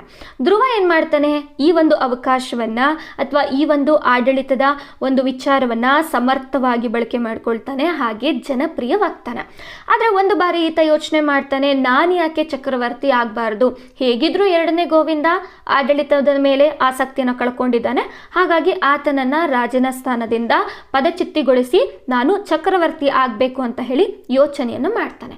ಸೊ ಈ ಒಂದು ವಿಷಯ ತಿಳಿದಂತಹ ಅಣ್ಣನಾದಂತಹ 2ನೇ ಗೋವಿಂದ ಏನು ಮಾಡ್ತಾನೆ, ಆತನ ನೆರೆಯ ರಾಜ್ಯಗಳಾದಂತಹ ಗಂಗರು, ಪಲ್ಲವರು ಮತ್ತು ಮಾಳವರ ಸಹಾಯವನ್ನು ಕೋರ್ತಾನೆ. ಹಾಗೆ ಇವರೆಲ್ಲರೂ ಕೂಡ 2ನೇ ಗೋವಿಂದನಿಗೆ ಸಹಾಯವನ್ನು ಕೂಡ ಮಾಡ್ತಾನೆ. ಆದರೆ ಸಮರ್ಥ ಯೋಧನಾಗಿದ್ದಂತಹ ಧ್ರುವ ಏನು ಮಾಡ್ತಾನೆ, ಇವರೆಲ್ಲರನ್ನ ಸೋಲಿಸ್ತಾನೆ, ಜೊತೆಗೆ ತನ್ನ ಅಣ್ಣನನ್ನು ಸೋಲಿಸಿ ಕಂಪ್ಲೀಟ್ ಆಗಿ ಆತನನ್ನು ಅರಸನ ಸ್ಥಾನದಿಂದ ತೆಗಿತಾನೆ. ನಂತರ ಈತ ಚಕ್ರವರ್ತಿ ಆಗ್ತಾನೆ ಅನ್ನುವಂಥ ಮಾಹಿತಿಯನ್ನು ನಾವು ನೋಡ್ಬೋದಾಗಿರುತ್ತೆ. ಸೊ ಇದಾದ ನಂತರ ಚಕ್ರವರ್ತಿಯಾಗಿ ಧ್ರುವ ವರ್ಷ ಈತ ಆಳ್ವಿಕೆಯನ್ನು ಮಾಡಲಿಕ್ಕೆ ಆರಂಭವನ್ನು ಮಾಡ್ತಾನೆ. ಈತ ಕ್ರಿಸ್ತಶಕ 780ರಿಂದ 793ರವರೆಗೆ ಈತ ಆಳ್ವಿಕೆಯನ್ನು ಮಾಡ್ತಾನೆ. ಸೊ ಇಲ್ಲಿ 1ನೇ ಕೃಷ್ಣನ ಹಿರಿಯ ಮಗ ಬಂದು 2ನೇ ಗೋವಿಂದ ಆಗಿರ್ತಾನೆ. ನಂತರ ಕಿರಿಯ ಮಗ ಬಂದು ಧ್ರುವ ವರ್ಷ ಆಗಿರ್ತಾನೆ. ಸೊ ಈತ ಆಡಳಿತಕ್ಕೆ ಬಂದಂತಹ ಸಂದರ್ಭದಲ್ಲಿ ಈತ ಮಾಡುವಂತಹ ಮೊದಲ ಕೆಲಸ ಅಂತ ಹೇಳಿದ್ರೆ, ಯಾರು 2ನೇ ಗೋವಿಂದನಿಗೆ ಸಪೋರ್ಟ್ ಮಾಡಿರ್ತಾರಲ್ಲ ಅವರೆಲ್ಲರನ್ನ ಸೋಲಿಸ್ತಾನೆ. ಅದರಲ್ಲಿ ಪಲ್ಲವರ ಮೇಲೆ ಈತ ವಿಜಯವನ್ನು ಸಾಧಿಸ್ತಾನೆ. ಪಲ್ಲವರ ದೊರೆಯಾದಂತಹ ದಂತಿವರ್ಮ ಈತನನ್ನು ಸೋಲಿಸಿ ಅವರಿಂದ ಆನೆಗಳನ್ನು ಮತ್ತು ಅಪಾರವಾದ ಕಪ್ಪ ಕಾಣಿಕೆಯನ್ನು ಪಡಿತಾನೆ ಅನ್ನುವಂಥ ಮಾಹಿತಿಯನ್ನು ನೋಡ್ಬೋದು. ನಂತರ ಗಂಗರ ಮೇಲೆ ಕೂಡ ಈತ ಒಂದು ವಿಜಯವನ್ನು ಸಾಧಿಸ್ತಾನೆ. ಅದರಲ್ಲಿ ಗಂಗರ ದೊರೆಯಾಗಿರುವಂತಹ ಶ್ರೀ ಪುರುಷನನ್ನು ಸೋಲಿಸ್ತಾನೆ. ನಂತರ ಅವರ ಮಗನಾಗಿರುವಂತಹ ಶಿವಮಾರನನ್ನು ಸೆರೆ ಹಿಡಿತಾರೆ ಅನ್ನುವಂಥ ಮಾಹಿತಿಯನ್ನು ನೋಡ್ಬೋದು. ಸೊ ಶಿವಮಾರ ಅಂತ ಹೇಳಿ ಬಂದಾಗ ಭಾಳಷ್ಟು ಇಂಪಾರ್ಟೆಂಟ್ ಆಗ್ತಾರೆ. ಇವ್ರ ಬಗ್ಗೆ ನಾನು ಗಂಗರು ಒಂದು ಪಾಠವನ್ನು ಅಧ್ಯಯನವನ್ನು ಮಾಡುವಂಥ ಸಂದರ್ಭದಲ್ಲಿ ಈ ವಿಚಾರಗಳನ್ನು ತಿಳಿಸಿರ್ತೇನೆ. ನಂತರ ವೆಂಗ್ಯ ಚಾಲುಕ್ಯರ ಒಂದು ಪ್ರಾಂತ್ಯವನ್ನು ಕೂಡ ಧ್ರುವ ವಶಪಡಿಸ್ಕೊಳ್ತಾನೆ ಅನ್ನುವಂಥ ಮಾಹಿತಿಯನ್ನು ನಾವು ನೋಡ್ಬೋದಾಗಿರುತ್ತೆ. ಸೊ ಇದಾದ ನಂತರ ಧ್ರುವ ಅಂತ ಹೇಳಿ ಬಂದಾಗ ಬಹಳಷ್ಟು ಇಂಪಾರ್ಟೆಂಟು ಅಂತ ಹೇಳಿದ್ರೆ, ಧ್ರುವನ ಕಾಲದ ಅತ್ಯಂತ ಮಹತ್ವದ ಘಟನೆ ಅಂತ ಹೇಳಿ ಕೂಡ ಇದೆ ಹೇಳ್ಬೋದು. ಉತ್ತರ ಭಾರತದ ಮೇಲೆ ಆತ ನಡೆಸಿರುವಂತಹ ದಾಳಿ ಏನಿದೆ ಇದು ಬಹಳಷ್ಟು ಇಂಪಾರ್ಟೆಂಟ್ ಆಗುತ್ತೆ ಎಕ್ಸಾಮ್ ದೃಷ್ಟಿಯಿಂದ. ಸೊ ಧ್ರುವ ಏನು ಮಾಡ್ತಾನೆ, ಉತ್ತರ ಭಾರತದ ಕನೌಜ್ ಅನ್ನುವಂತಹ ನಗರವನ್ನು ವಶಪಡಿಸ್ಕೊಳ್ಳಿಕ್ಕೆ ಉತ್ತರ ಭಾರತಕ್ಕೆ ದಾಳಿಯನ್ನು ಮಾಡಲಿಕ್ಕೆ ಹೋಗ್ತಾನೆ. ಆದರೆ ಈ ಒಂದು ನಗರವನ್ನು ವಶಪಡಿಸ್ಕೊಳ್ಬೇಕು ಅಂತ ಹೇಳಿ 3 ಪ್ರಬಲ ಶಕ್ತಿಗಳು ಇಲ್ಲಿ ಯುದ್ಧವನ್ನು ಮಾಡ್ತಾರೆ ಅನ್ನುವಂಥ ಮಾಹಿತಿಯನ್ನು ನಾವು ನೋಡ್ಬೋದಾಗಿರುತ್ತೆ. ಅದರಲ್ಲಿ ಉತ್ತರ ಭಾರತದ ಬಲಿಷ್ಠ ದೊರೆಗಳು ಅಂತ ಅನ್ನಿಸ್ಕೊಂಡಿರುವಂತಹ ಸಾಮ್ರಾಜ್ಯ ಅಂತ ಅನ್ನಿಸ್ಕೊಂಡಿರುವಂತಹ ಪ್ರತಿಹಾರರಲ್ಲಿ ವತ್ಸರಾಜ ಈ ಒಂದು ಯುದ್ಧದಲ್ಲಿ ಭಾಗವಹಿಸ್ತಾರೆ. ಹಾಗೆ ಪಾಲರ ದೊರೆಯಾಗಿರುವಂತಹ ಧರ್ಮಪಾಲ ಈ ಒಂದು ಯುದ್ಧದಲ್ಲಿ ಭಾಗವಹಿಸ್ತಾರೆ. ಹಾಗೆ ನಮ್ಮ ದಕ್ಷಿಣ ಭಾರತದ ಬಲಿಷ್ಠ ಸಾಮ್ರಾಜ್ಯವಾದಂತಹ ರಾಷ್ಟ್ರಕೂಟರಿಂದ ಧ್ರುವ ಈ ಕನೌಜ್ ಅನ್ನುವಂತಹ ನಗರವನ್ನು ವಶಪಡಿಸಿಕೊಳ್ಳಿಕ್ಕೆ ಯುದ್ಧವನ್ನು ಮಾಡ್ತಾರೆ ಅಂತ ಹೇಳಿ ನಾವು ನೋಡ್ಬೋದು. ಸೊ ಇಲ್ಲಿ ಧ್ರುವನ ಸಾಧನೆ ಅಂತ ಬಂದಾಗ ಧ್ರುವ ಏನು ಮಾಡ್ತಾನೆ, ಗಂಗಾ ಮತ್ತು ಯಮುನಾ ನದಿಗಳ ಬಯಲಿಗೆ ತನ್ನ ಸೈನ್ಯವನ್ನು ತೆಗೆದುಕೊಂಡು ಹೋಗಿ ಪ್ರತಿಹಾರರ ದೊರೆ ವತ್ಸರಾಜನನ್ನ ಝಾನ್ಸಿ ಅನ್ನುವಂತಹ ಒಂದು ಪ್ರದೇಶದ ಬಳಿ ಸೋಲಿಸ್ತಾನೆ. ನಂತರ ಪಾಲರ ದೊರೆಯಾಗಿರುವಂತಹ ಧರ್ಮಪಾಲನನ್ನ ಸೋಲಿಸ್ತಾರೆ. ಈ ಒಂದು ಯುದ್ಧದಲ್ಲಿ ಗೆಲುವನ್ನು ಸಾಧಿಸಿದಂತಹ ಧ್ರುವ ಏನು ಮಾಡ್ತಾನೆ, ಈ ಒಂದು ವಿಜಯದ ಸಂಕೇತವಾಗಿ ರಾಷ್ಟ್ರಕೂಟರು ತಮ್ಮ ಧ್ವಜದಲ್ಲಿ ಗಂಗಾ ಮತ್ತು ಯಮುನಾ ನದಿಗಳ ಲಾಂಛನವನ್ನು ಅಳವಡಿಸ್ಕೊಳ್ತಾರೆ ಅನ್ನುವಂಥ ಮಾಹಿತಿಯನ್ನು ನಾವು ನೋಡ್ಬೋದಾಗಿರುತ್ತೆ. ಸೊ ನಾನು ಮೊದಲೇ ಹೇಳಿದ್ದೆ ರಾಷ್ಟ್ರಕೂಟರ ಧ್ವಜದಲ್ಲಿ ಗಂಗಾ ಮತ್ತು ಯಮುನಾ ನದಿಗಳ ಲಾಂಛನ ಕಂಡುಬರುತ್ತೆ ಅಂತ ಹೇಳಿ. ಸೊ ಯಾಕೆ ಕಂಡುಬರುತ್ತೆ ಅಂತ ಹೇಳಿ ನಿಮಗೆ ಉತ್ತರ ಸಿಕ್ಕಿರುತ್ತೆ. ಅಂದರೆ ಧ್ರುವ ಕನೌಜ್ ಅನ್ನುವಂತಹ ನಗರವನ್ನು ವಶಪಡಿಸ್ಕೊಳ್ತಾನೆ. ಈ ಒಂದು ವಿಜಯದ ಸಂಕೇತವಾಗಿ ಈ 2 ನದಿಗಳ ಲಾಂಛನವನ್ನು ರಾಷ್ಟ್ರಕೂಟರು ತಮ್ಮ ಧ್ವಜದಲ್ಲಿ ಅಳವಡಿಸಿಕೊಂಡಿದ್ದಾರೆ ಅನ್ನುವಂಥ ಮಾಹಿತಿಯನ್ನು ನಾವು ನೋಡ್ಬೋದಾಗಿರುತ್ತೆ. ಸೊ ಇದಾದ ನಂತರ ಧ್ರುವನಿಗೆ ಇರುವಂತಹ ಬಿರುದುಗಳು ಅಂತ ಹೇಳಿ ಬಂದಾಗ ಧ್ರುವನನ್ನ ಧ್ರುವ ಧರಾವರ್ಷ ಅಂತ ಹೇಳಿ ಕರೆಯಲಾಗುತ್ತೆ, ಶ್ರೀವಲ್ಲಭ, ಕಲಿವಲ್ಲಭ, ಹಾಗೆ ನಿರುಪಮ ಅಂತ ಹೇಳಿ ಕರೆಯಲಾಗುತ್ತೆ. ಸೊ ನಿರುಪಮ ಅಂತ ಹೇಳಿದ್ರೆ ಅಪ್ರತಿಮ ಅಂತ ಹೇಳಿ ಅರ್ಥ ಬರುತ್ತೆ. ಸೊ ಇದಾದ ನಂತರ ಧ್ರುವನಿಗೆ ಸಂಬಂಧಪಟ್ಟಂತಹ ಕೆಲವೊಂದಿಷ್ಟು ಶಾಸನಗಳನ್ನು ಕೂಡ ನಾವು ನೋಡ್ಬೋದು. ಅದರಲ್ಲಿ ಕರಾಡ ಶಾಸನ ಅಂತ ಹೇಳಿ ಬರುತ್ತೆ. ಇದು ಮಹಾರಾಷ್ಟ್ರ ರಾಜ್ಯದ ಸತಾರ ಜಿಲ್ಲೆಯ ಕರಾಡ ಅನ್ನುವಂಥ ಪ್ರದೇಶದಲ್ಲಿ ಈ ಒಂದು ತಾಮ್ರ ಶಾಸನ ಸಿಕ್ಕಿದೆ. ಇದು ರಾಷ್ಟ್ರಕೂಟರ ಒಂದು ವಿಷಯಗಳನ್ನು ಅರ್ಥ ಮಾಡ್ಕೊಳ್ಳಿಕ್ಕೆ ಬಹಳಷ್ಟು ಪ್ರಮುಖವಾದಂತಹ ಆಧಾರವಾಗಿದೆ ಅಂತ ಹೇಳಿ ನೋಡ್ಬೋದು. ಸೊ ಮುಖ್ಯವಾಗಿ ಈ ಒಂದು ಶಾಸನ ಏನಿದೆ ಇದು ಧ್ರುವನ ವ್ಯಕ್ತಿತ್ವ ಹಾಗೆ ಆಡಳಿತದ ಬಗ್ಗೆ ಮಾಹಿತಿಯನ್ನು ಕೊಡ್ತಾ ಹೋಗುತ್ತೆ ಅಂತ ಹೇಳಿ ನಾವು ನೋಡ್ಬೋದು. ಸೊ ಮೊದಲಿಗೆ ಈ ಒಂದು ಶಾಸನ ಏನು ಮಾಡುತ್ತೆ, ಧ್ರುವನಿಗೆ ಯಾಕೆ ಧರಾವರ್ಷ ಅಂತ ಹೇಳಿ ಬಿರುದನ್ನು ಕೊಟ್ಟಿದ್ರು ಅನ್ನುವಂತಹ ಮಾಹಿತಿಯನ್ನು ಕೊಡ್ತಾ ಹೋಗುತ್ತೆ. ಇಲ್ಲಿ ಧರಾ ಅಂತ ಹೇಳಿದ್ರೆ ಮಳೆ ಅಥವಾ ಪ್ರವಾಹ ಅಂತ ಹೇಳಿ ನೋಡ್ಬೋದು. ವರ್ಷ ಅಂತ ಹೇಳಿದ್ರೆ ಸುರಿಯುವುದು, ಅಂದರೆ ಮಳೆ ಸುರಿಯುವುದು ಅನ್ನುವಂತಹ ಅರ್ಥವನ್ನು ಕೊಡುತ್ತೆ. ಸೊ ಈ ಒಂದು ಶಾಸನ ಹೇಳುತ್ತೆ, ಯುದ್ಧದಲ್ಲಿ ವೈರಿಗಳ ಮೇಲೆ ಶಸ್ತ್ರಗಳ ಮಳೆಯನ್ನು ಸುರಿಸುವಂತಹ ಯೋಧ ಅನ್ನುವಂಥ ಅರ್ಥ ಬರುತ್ತೆ. ಹಾಗೆ ಬಡವರು ಮತ್ತು ವಿದ್ವಾಂಸರು ಅಂತ ಹೇಳಿ ಬಂದಾಗ ಅವರ ಮೇಲೆ ದಾನದ ಮಳೆಯನ್ನು ಸುರಿಸುವಂತಹ ದಾನರು ಅನ್ನುವಂಥ ಅರ್ಥ ಕೂಡ ಬರುತ್ತೆ. ಹಾಗಾಗಿ ಧ್ರುವನನ್ನ ಧರಾವರ್ಷ ಅಂತ ಹೇಳಿ ಕರೆಯಲಾಗ್ತಾ ಇತ್ತು. ನಂತರ ಕರಾಡ ಶಾಸನ ಮತ್ತೊಂದು ಮಾಹಿತಿಯನ್ನು ಕೊಡ್ತಾ ಹೋಗುತ್ತೆ. ಧ್ರುವನನ್ನ ಯಾಕೆ ಕಲಿವಲ್ಲಭ ಅಂತ ಹೇಳಿ ಕರೀತಾ ಇದ್ರು ಅಂತ ಹೇಳಿ. ಕಲಿವಲ್ಲಭ ಅಂತ ಹೇಳಿದ್ರೆ ಯೋಧರ ಪ್ರಿಯ, ಅಂದರೆ ಧ್ರುವನು ಅತ್ಯದ್ಭುತವಾಗಿ ಯುದ್ಧವನ್ನು ಮಾಡ್ತಾ ಇದ್ರು. ಧ್ರುವನು ಅತ್ಯದ್ಭುತವಾಗಿ ಒಂದು ಯುದ್ಧವನ್ನು ಮಾಡ್ತಾ ಇದ್ರು. ಹಾಗೆ ಆ ಒಂದು ಯುದ್ಧದಲ್ಲಿ ವಿಜಯಶಾಲಿಗಳು ಕೂಡ ಆಗ್ತಾ ಇದ್ರು ಅನ್ನುವಂಥ ಮಾಹಿತಿಯನ್ನು ನಾವು ನೋಡ್ಬೋದಾಗಿರುತ್ತೆ. ಸೊ ಇದಾದ ನಂತರ ಧ್ರುವನ ಒಂದು ಕುಟುಂಬದ ಹಿನ್ನೆಲೆಯನ್ನು ನಾವು ನೋಡ್ತಾ ಹೋದರೆ ಅವರ ತಂದೆ 1ನೇ ಕೃಷ್ಣ ಆಗಿರ್ತಾರೆ. ಹಾಗೆ ಧ್ರುವನ ಅಣ್ಣ ಬಂದು 2ನೇ ಗೋವಿಂದ ಆಗಿರ್ತಾರೆ. ನಂತರ ಧ್ರುವನ ಪತ್ನಿ ಅಂತ ಹೇಳಿ ಬಂದಾಗ ಶಿಲಾ ಮಹಾದೇವಿ ಆಗಿರ್ತಾರೆ. ಇವರು ಪೂರ್ವ ಚಾಲುಕ್ಯರ ಮನೆತನದವರು ಅಂತ ಹೇಳಿ ನಾವು ನೋಡ್ಬೋದು. ಸೊ ನಂತರ ಧ್ರುವನ ಮಕ್ಕಳು ಅಂತ ಹೇಳಿ ಬಂದಾಗ ನಾವು 4 ಜನ ಪುತ್ರರನ್ನು ನೋಡ್ಬೋದಾಗಿರುತ್ತೆ. ಅದರಲ್ಲಿ ಧ್ರುವನ ಹಿರಿಯ ಮಗ ಅಂತ ಹೇಳಿ ಬಂದಾಗ ಸ್ತಂಭ, ಈತ ಹಿರಿಯ ಮಗ. ಈತನನ್ನು ರಣಾವಲೋಕ ಅಂತ ಹೇಳಿ ಕರೆಯಲಾಗುತ್ತೆ. ಧ್ರುವನು ಈತನನ್ನು ಗಂಗಾವಾಡಿ, ಅಂದರೆ ಪ್ರಸ್ತುತ ಮೈಸೂರು ಭಾಗ ಏನಿದೆ ಈ ಪ್ರಾಂತ್ಯದ ಪ್ರಾಂತ್ಯಪಾಲನಾಗಿ ಈತನನ್ನು ನೇಮಿಸಿದ್ರು ಅನ್ನುವಂಥ ಮಾಹಿತಿಯನ್ನು ನಾವು ನೋಡ್ಬೋದು. ಸೊ ಇದಾದ ನಂತರ ಧ್ರುವನ 2ನೇ ಮಗ ಬಂದು 2ನೇ ಕರ್ಕ ಆಗಿರ್ತಾನೆ. ಈತನನ್ನು ಪಟುವರ್ಷ ಅಂತ ಹೇಳಿ ಕರೆಯಲಾಗುತ್ತೆ. ಈತ ಮಹಾರಾಷ್ಟ್ರ ಭಾಗದ ಖಾಂದೇಶ್ ಅನ್ನುವಂತಹ ಪ್ರಾಂತ್ಯದ ಆಡಳಿತವನ್ನು ನೋಡ್ಕೊಳ್ತಾ ಇದ್ರು ಅನ್ನುವಂಥ ಮಾಹಿತಿಯನ್ನು ನಾವು ನೋಡ್ಬೋದು. ನಂತರ 3ನೇ ಮಗ ಅಂತ ಹೇಳಿ ಬಂದಾಗ 3ನೇ ಗೋವಿಂದ ಆಗಿರ್ತಾರೆ. ಸೊ ಇವರು ರಾಷ್ಟ್ರಕೂಟರಲ್ಲೇ ಅತಿ ಶ್ರೇಷ್ಠ ದೊರೆ ಆಗ್ತಾರೆ ಅನ್ನುವಂಥ ಮಾಹಿತಿಯನ್ನು ನಾವು ನೋಡ್ಬೋದು. ಈತನನ್ನು ನಾವು ಜಗತ್ತುಂಗ ಅಂತ ಹೇಳಿ ಕರೆಯಲಾಗುತ್ತೆ. ಸೊ ನಂತರದಲ್ಲಿ ಇಂದ್ರ ಅಂತ ಹೇಳಿ ಬರ್ತಾನೆ. ಈತ ಧ್ರುವನ ಕಿರಿಯ ಮಗ ಅಂತ ಹೇಳಿ ನೋಡ್ಬೋದು. ಸೊ ಯಾವಾಗ 3ನೇ ಗೋವಿಂದನಿಗೆ ಪಟ್ಟಾಭಿಷೇಕ ಆಗುತ್ತೆ, ಆತ ಉತ್ತರ ಭಾರತಕ್ಕೆ ದಂಡೆತ್ತಿ ಹೋದಂಥ ಸಂದರ್ಭದಲ್ಲಿ ದಕ್ಷಿಣ ಭಾರತವನ್ನು ಅತ್ಯದ್ಭುತವಾಗಿ ಸಮರ್ಥವಾಗಿ ಇಂದ್ರ ನೋಡ್ಕೊಳ್ತಾ ಇರ್ತಾನೆ. ನಂತರದ ದಿನಗಳಲ್ಲಿ ಈತ ಗುಜರಾತ್ ಭಾಗದಲ್ಲಿ ಲಾಟಾ ಅನ್ನುವಂತಹ ಒಂದು ಪ್ರಾಂತ್ಯದಲ್ಲಿ ಸ್ವತಂತ್ರ ಅರಸನಾಗಿ ಗುಜರಾತ್ ರಾಷ್ಟ್ರಕೂಟರ ಹೊಸ ಶಾಖೆಯನ್ನು ಆರಂಭವನ್ನು ಮಾಡ್ತಾನೆ ಅನ್ನುವಂಥ ಮಾಹಿತಿಯನ್ನು ನಾವು ನೋಡ್ಬೋದಾಗಿರುತ್ತೆ. ಹಾಗಾಗಿ ಧ್ರುವನ 4 ಜನ ಮಕ್ಕಳೇನಿರ್ತಾರೆ ಇವರು ಭಾಳಷ್ಟು ಇಂಪಾರ್ಟೆಂಟ್ ಆಗುತ್ತೆ. ಯಾಕೆ ಅಂತ ಹೇಳಿದ್ರೆ ಮುಂದೆ ರಾಷ್ಟ್ರಕೂಟರ ಒಂದು ಸಾಮ್ರಾಜ್ಯ ಅನ್ನುವಂಥದ್ದು ವಿಸ್ತರಣೆ ಆಗಲಿಕ್ಕೆ ಇವರೆಲ್ಲರೂ ಕೂಡ ಪ್ರಮುಖವಾಗಿ ಪಾತ್ರವನ್ನು ನಿರ್ವಹಿಸ್ತಾರೆ ಅನ್ನುವಂಥ ಮಾಹಿತಿಯನ್ನು ನಾವು ನೋಡ್ಬೋದು. ಸೊ ಇದರಲ್ಲಿ ಧ್ರುವನ ನಂತರ ಉತ್ತರಾಧಿಕಾರಿಗಳು ಯಾರಾಗಬೇಕು ಅನ್ನುವಂತಹ ವಿಚಾರಕ್ಕೆ ಆಂತರಿಕ ಸಂಘರ್ಷ ಆಗತ್ತೆ ಅಂತ ಹೇಳಿ ನಾವು ನೋಡ್ಬೋದಾಗಿರುತ್ತೆ. ಸೊ ಇಲ್ಲಿ ಧ್ರುವನಿಗೆ 4 ಜನ ಮಕ್ಕಳಿರ್ತಾರೆ. ಅದರಲ್ಲಿ 3ನೇ ಮಗನಾಗಿರುವಂತಹ 3ನೇ ಗೋವಿಂದನಿಗೆ ಧ್ರುವ ಏನು ಮಾಡ್ತಾನೆ, ಪಟ್ಟಾಭಿಷೇಕವನ್ನು ಮಾಡ್ತಾನೆ. ನಂತರ ಧ್ರುವ ಏನು ಮಾಡ್ತಾನೆ, ಮರಣ ಹೊಂದುತ್ತಾನೆ. ಸೊ ಈ ಸಂದರ್ಭ ಆದ ನಂತರ ಧ್ರುವನ ಹಿರಿಯ ಮಗನಾಗಿರುವ ಸ್ತಂಭ ಏನು ಮಾಡ್ತಾನೆ, ಹಿರಿಯ ಮಗ ಇದ್ರೂ ಕೂಡ 3ನೇ ಮಗನಿಗೆ ಪಟ್ಟಾಭಿಷೇಕವನ್ನು ಮಾಡಿದ್ದಾರೆ ಅನ್ನುವಂತಹ ವಿಚಾರದಿಂದ ತನಗಾಗಿರುವಂತಹ ಅನ್ಯಾಯವನ್ನು ಕೇಳಲಿಕ್ಕೋಸ್ಕರ ಈತ ಏನು ಮಾಡ್ತಾನೆ, 3ನೇ ಗೋವಿಂದ ಅಂದರೆ ತನ್ನ ತಮ್ಮನ ವಿರುದ್ಧವಾಗಿ ಯುದ್ಧವನ್ನು ಸಾರ್ತಾನೆ ಅನ್ನುವಂಥ ಮಾಹಿತಿಯನ್ನು ನೋಡ್ಬೋದು.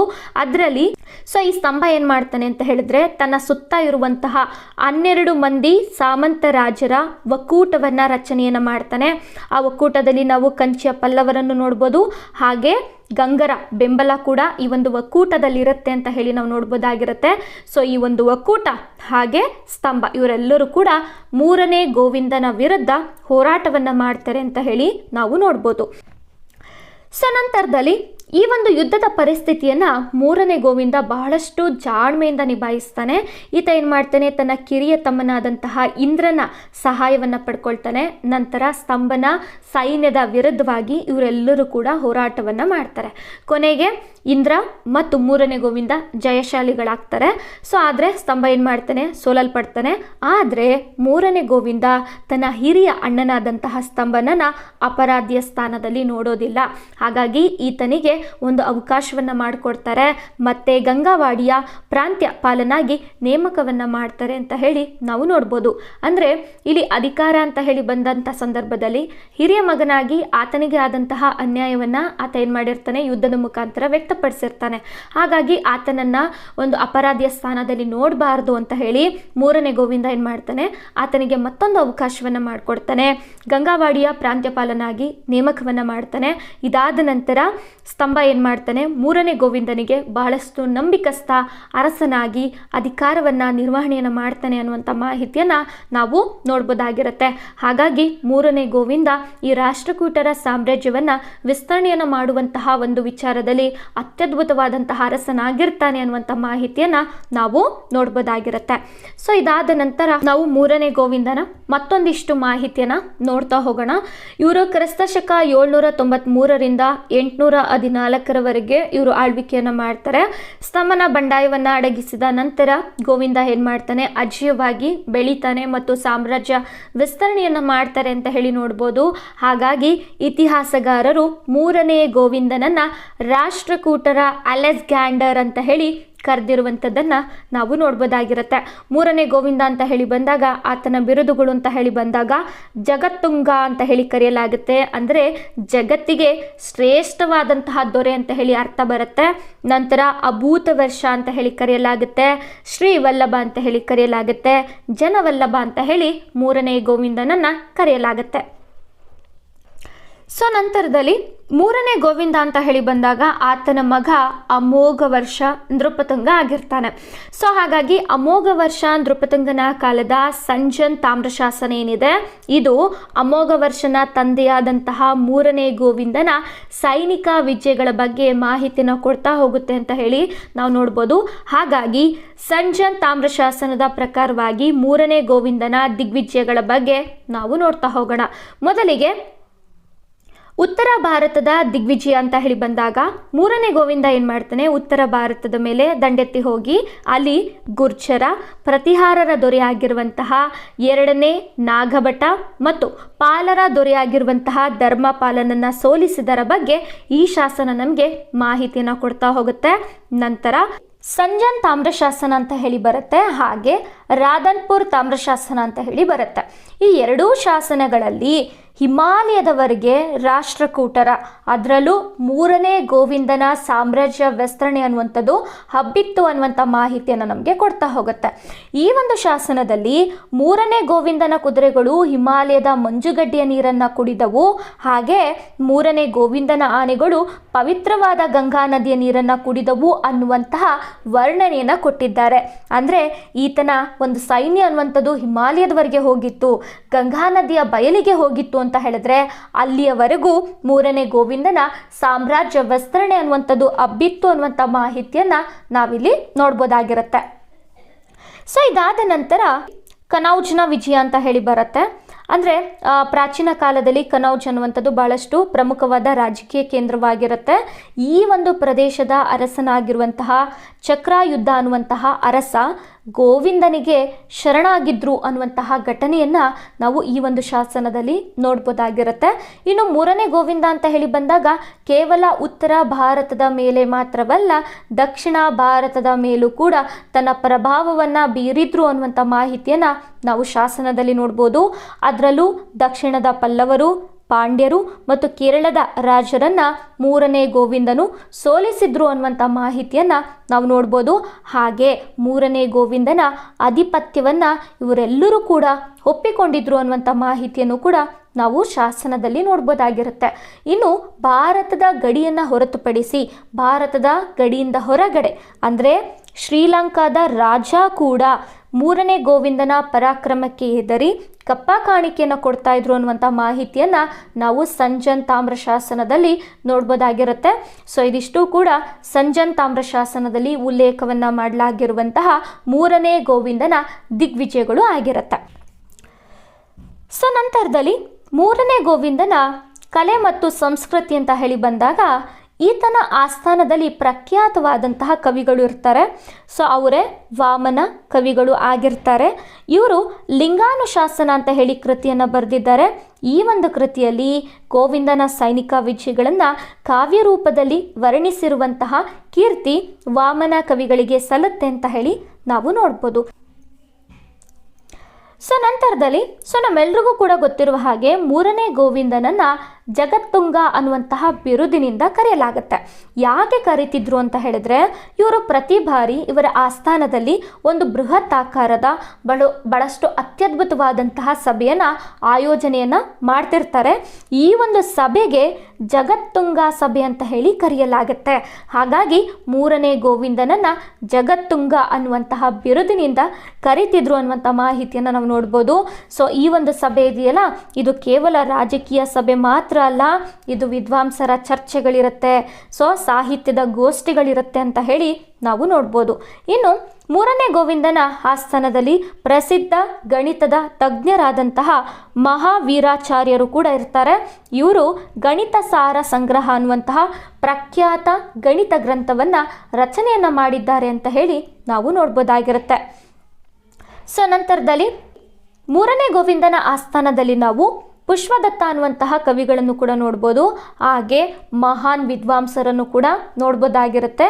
ಅದರಲ್ಲಿ ವಿದ್ವಾಂಸರು ಅಂತ ಹೇಳಿ ಬಂದಾಗ ಒಂದನೇ ಜೀನಸೇನ ಮತ್ತು ಲೋಕಸೇನ ಆಗಿರ್ತಾರೆ. ಅದರಲ್ಲಿ ಜೀನ ಸೇನಾಚಾರ್ಯರು ಅಂತ ಹೇಳಿ ಬಂದಾಗ ಆದಿಪುರಾಣ ಮತ್ತು ಹರಿವಂಶ ಪುರಾಣ ಅನ್ನುವಂತಹ ಕೃತಿಗಳನ್ನು ರಚನೆಯನ್ನು ಮಾಡಿದ್ದಾರೆ. ಜೊತೆಗೆ ಜೀನಸೇನಾಚಾರ್ಯರು ಅಮೋಘ ವರ್ಷನ ಗುರುಗಳು ಕೂಡ ಆಗಿರ್ತಾರೆ. ನಂತರ ಇವರ ಶಿಷ್ಯರಾದಂತಹ ಲೋಕಸೇನರು ಗುಣಭದ್ರಾಚಾರ್ಯರೊಂದಿಗೆ ಸೇರಿ ಪಾರ್ಶ್ವನಾಥ ಪುರಾಣವನ್ನು ರಚನೆಯನ್ನು ಮಾಡಿದ್ದಾರೆ ಅಂತ ಹೇಳಿ ನಾವು ನೋಡ್ಬೋದಾಗಿರುತ್ತೆ. ಇದು ಬಹಳಷ್ಟು ಇಂಪಾರ್ಟೆಂಟ್ ಆಗಿರುವ ಮಾಹಿತಿಗಳು. ನಂತರ ಮೂರನೇ ಗೋವಿಂದ ಅಂತ ಹೇಳಿ ಬಂದಾಗ ಆತನ ಕುಟುಂಬದ ವಿಚಾರಗಳನ್ನು ನಾವು ನೋಡೋದಾದರೆ ಮೂರನೇ ಗೋವಿಂದನ ಪತ್ನಿ ಬಂದು ಗಾಮುಂಡಬ್ಬೆ ಆಗಿರ್ತಾರೆ. ನಂತರ ಮಗ ಬಂದು ಅಮೋಘ ವರ್ಷ ನೃಪತುಂಗ ಆಗಿರ್ತಾರೆ. ಸೊ ಅಮೋಘ ವರ್ಷ ಅಂತ ಹೇಳಿ ಬಂದಾಗ ನಮ್ಮ ರಾಷ್ಟ್ರಕೂಟರ ಒಂದು ಸಾಮ್ರಾಜ್ಯ ವಿಸ್ತರಣೆಯಲ್ಲಿ ಅಭೂತಪೂರ್ವವಾದಂತಹ ಸಾಧನೆಯನ್ನು ಮಾಡಿದಂತಹ ಅತ್ಯದ್ಭುತವಾದಂತಹ ಅರಸ ಅಂತ ಹೇಳಿ ನಾವು ನೋಡ್ಬೋದಾಗಿರುತ್ತೆ. ಸೊ ಇವ್ರ ಬಗ್ಗೆ ನಾವು ಅಧ್ಯಯನವನ್ನು ಮಾಡ್ತಾ ಹೋಗೋಣ. ಅಮೋಘ ವರ್ಷ ನೃಪತುಂಗ ಅಂತ ಹೇಳಿ ಬಂದಾಗ ಇವರು ಕ್ರಿಸ್ತಶಕ 814ರಿಂದ 878ವರೆಗೆ ಆಳ್ವಿಕೆಯನ್ನು ಮಾಡ್ತಾರೆ. ಇವರ ತಂದೆ ಒಂದು ಮೂರನೇ ಗೋವಿಂದ ಆಗಿರ್ತಾರೆ, ಹಾಗೆ ತಾಯಿ ಗಾಮುಂಡಬ್ಬೆ ಆಗಿರ್ತಾರೆ. ಸೊ ಅಮೋಘ ವರ್ಷ ಅಂತ ಹೇಳಿ ಬಂದಾಗ ಇವರು ಸತತವಾಗಿ 64 ವರ್ಷಗಳ ಕಾಲ ಸುದೀರ್ಘವಾಗಿ ಆಳ್ವಿಕೆಯನ್ನು ಮಾಡಿದಂತಹ ಅರಸರು ಆಗಿರ್ತಾರೆ. ಹಾಗಾಗಿ ಇವರನ್ನು ನಾವು ನಮ್ಮ ಕರ್ನಾಟಕದ ಅಶೋಕ ಅಂತ ಹೇಳಿ ಕರೆಯಲಾಗುತ್ತೆ. ಇನ್ನು ಅಮೋಘ ವರ್ಷನ ಆರಂಭಿಕ ಜೀವನವನ್ನು ನಾವು ನೋಡೋದಾದ್ರೆ ಇವರು ಅಧಿಕಾರಕ್ಕೆ ಬಂದಂಥ ಸಂದರ್ಭದಲ್ಲಿ ಇವರಿಗೆ ಕೇವಲ 12ರಿಂದ 14 ವರ್ಷಗಳು ಆಗಿರಬಹುದು ಅಂತ ಹೇಳಿ ಇತಿಹಾಸಗಾರರು ತಿಳಿಸ್ತಾರೆ. ಹಾಗಾಗಿ ಇವರು ಬಹಳಷ್ಟು ಅತಿ ಚಿಕ್ಕ ವಯಸ್ಸಿಗೆ ಇವರಿಗೆ ಪಟ್ಟಾಭಿಷೇಕ ಆಗುತ್ತೆ. ಹಾಗಾಗಿ ಇವರ ಸೋದರ ಸಂಬಂಧಿಯಾದಂತಹ ಕರ್ಕರಾಜ ಇವರು ಗುಜರಾತ್ ಶಾಖೆಯನ್ನು ಆಳ್ವಿಕೆಯನ್ನು ಮಾಡ್ತಾ ಇರ್ತಾರೆ. ಇವರು ಅಮೋಘ ವರ್ಷನ ಅಂಡರಲ್ಲಿ ಪೋಷಕನಾಗಿ ಆಡಳಿತವನ್ನು ನಿರ್ವಹಣೆಯನ್ನು ಮಾಡ್ತಾರೆ ಅಂತ ಹೇಳಿ ನಾವು ನೋಡ್ಬೋದು. ಸೊ ನಂತರದಲ್ಲಿ ಅಮೋಘ ವರ್ಷನಿಗೆ ಇರುವಂತಹ ಬಿರುದುಗಳನ್ನು ನಾವು ನೋಡ್ತಾ ಹೋದರೆ ಮೊದಲಿಗೆ ನೃಪತುಂಗ ಅನ್ನುವಂತಹ ಬಿರುದಿರುತ್ತೆ. ಸೊ ನೃಪತುಂಗ ಅಂತ ಹೇಳಿದ್ರೆ ಅರಸರಲ್ಲಿ ಶ್ರೇಷ್ಠರು ಅನ್ನುವಂತಹ ಅರ್ಥ ಬರುತ್ತೆ. ನಂತರ ಅತಿಶಯದವಳ ಅಂತ ಹೇಳಿ ಕರೆಯಲಾಗುತ್ತೆ. ಅಂದರೆ ಅಪ್ರತಿಮ ವೀರರು ಏನಿರ್ತಾರೆ ಇವರಿಗೆ ಈ ಒಂದು ಬಿರುದಿನಿಂದ ಕರೆಯಲಾಗುತ್ತೆ. ಸೊ ನಂತರದಲ್ಲಿ ವೀರನಾರಾಯಣ ಅಂತ ಹೇಳಿ ಬಿರುದನ್ನು ನಾವು ನೋಡ್ಬೋದು. ಅಂದರೆ ಅಮೋಘ ವರ್ಷ ಯುದ್ಧರಂಗದಲ್ಲಿ ವಿಷ್ಣುವಿನ ರೀತಿಯಲ್ಲಿ ಪರಾಕ್ರಮಿಯಾಗಿ ಇವರು ಯುದ್ಧವನ್ನು ಮಾಡ್ತಾರೆ. ಹಾಗಾಗಿ ಇವರನ್ನು ವೀರನಾರಾಯಣ ಅಂತ ಹೇಳಿ ಕರೆಯಲಾಗುತ್ತೆ.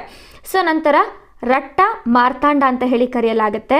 ರಟ್ಟ ಅಂತ ಹೇಳಿದ್ರೆ ರಾಷ್ಟ್ರಕೂಟರು, ಮಾರ್ತಾಂಡ ಅಂತ ಹೇಳಿದ್ರೆ ಸೂರ್ಯ ಅಂತ ಹೇಳಿ ನೋಡ್ಬೋದು. ಸೊ ಒಟ್ಟಾರೆಯಾಗಿ ರಟ್ಟ ಮಾರ್ತಾಂಡ ಅಂತ ಹೇಳಿದ್ರೆ ರಾಷ್ಟ್ರಕೂಟ ವಂಶದ ಸೂರ್ಯನಂತೆ ಪ್ರಕಾಶಿಸುವ ಅರಸ ಅಂತ ಹೇಳಿ ಅರ್ಥ ಬರುತ್ತೆ. ನಂತರ ಶ್ರೀವಲ್ಲಭ ಅಂತ ಹೇಳಿ ಕರೆಯಲಾಗುತ್ತೆ. ಶ್ರೀ ಅಂತ ಹೇಳಿದ್ರೆ ಸಂಪತ್ತು, ಲಕ್ಷ್ಮಿ ಅಂತ ಹೇಳಿ ನೋಡ್ಬೋದು. ವಲ್ಲಭ ಅಂತ ಹೇಳಿದ್ರೆ ಒಡೆಯ ಅನ್ನುವಂತಹ ಅರ್ಥ ಬರುತ್ತೆ. ಅಂದರೆ ಸಂಪತ್ತಿನ ಒಡೆಯ, ರಾಜ್ಯದ ಏಳಿಗೆಯನ್ನು ತಂದವರು ಅನ್ನುವಂತಹ ಅರ್ಥ ಬರುತ್ತೆ ಅಂತ ಹೇಳಿ ನಾವು ನೋಡ್ಬೋದು.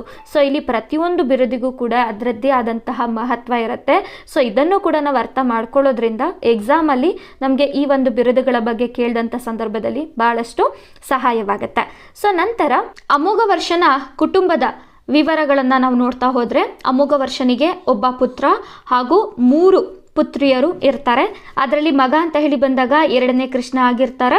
ಇವರು ಅಮೋಘ ವರ್ಷನ ನಂತರ ಉತ್ತರಾಧಿಕಾರಿ ಆಗ್ತಾರೆ ಅಂತ ಹೇಳಿ ನೋಡ್ಬೋದು.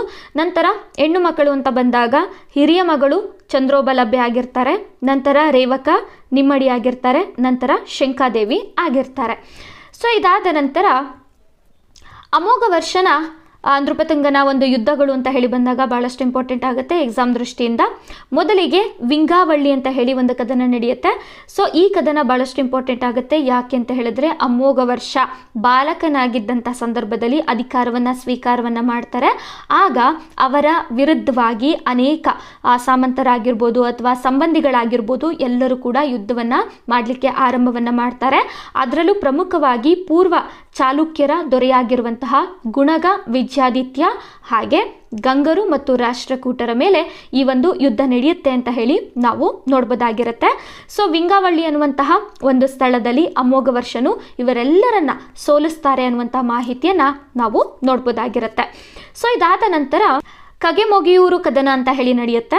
ಸೊ ಇದು ಭಾಳಷ್ಟು ಇಂಪಾರ್ಟೆಂಟ್ ಆಗುತ್ತೆ. ಯಾಕೆ ಅಂತ ಹೇಳಿದ್ರೆ ಗಂಗರು ಮತ್ತು ರಾಷ್ಟ್ರಕೂಟರ ನಡುವೆ ನಡೆಯುವಂತಹ ಒಂದು ನಿರ್ಣಾಯಕ ಯುದ್ಧ ಅಂತ ಹೇಳಿ ನೋಡ್ಬೋದು.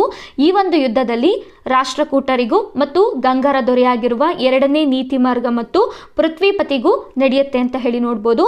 ಸೊ ಸ್ಥಳ ಅಂತ ಹೇಳಿ ಬಂದಾಗ ಮೈಸೂರು ಮತ್ತು ತಮಿಳುನಾಡಿನ ಗಡಿಭಾಗದಲ್ಲಿ ಕಂಡುಬರುವಂತಹ ಕಗೆಮೊಗೆಯೂರು ಅನ್ನುವಂತಹ ಸ್ಥಳದಲ್ಲಿ ಈ ಒಂದು ಯುದ್ಧ ನಡೆಯುತ್ತೆ. ಹಾಗಾಗಿ ಯುದ್ಧಕ್ಕೆ ಈ ಊರಿನ ಹೆಸರು ಬಂದಿದೆ ಅಂತ ಹೇಳಿ ನೋಡ್ಬೋದು. ಸೊ ಈ ಒಂದು ಯುದ್ಧದಲ್ಲಿ ಏನ್ ಮಾಡ್ತಾರೆ, ಅಮೋಘ ವರ್ಷ ಇವರೆಲ್ಲರನ್ನ ಸೋಲಿಸ್ತಾರೆ ಅಂತ ಹೇಳಿ ನೋಡ್ಬೋದು.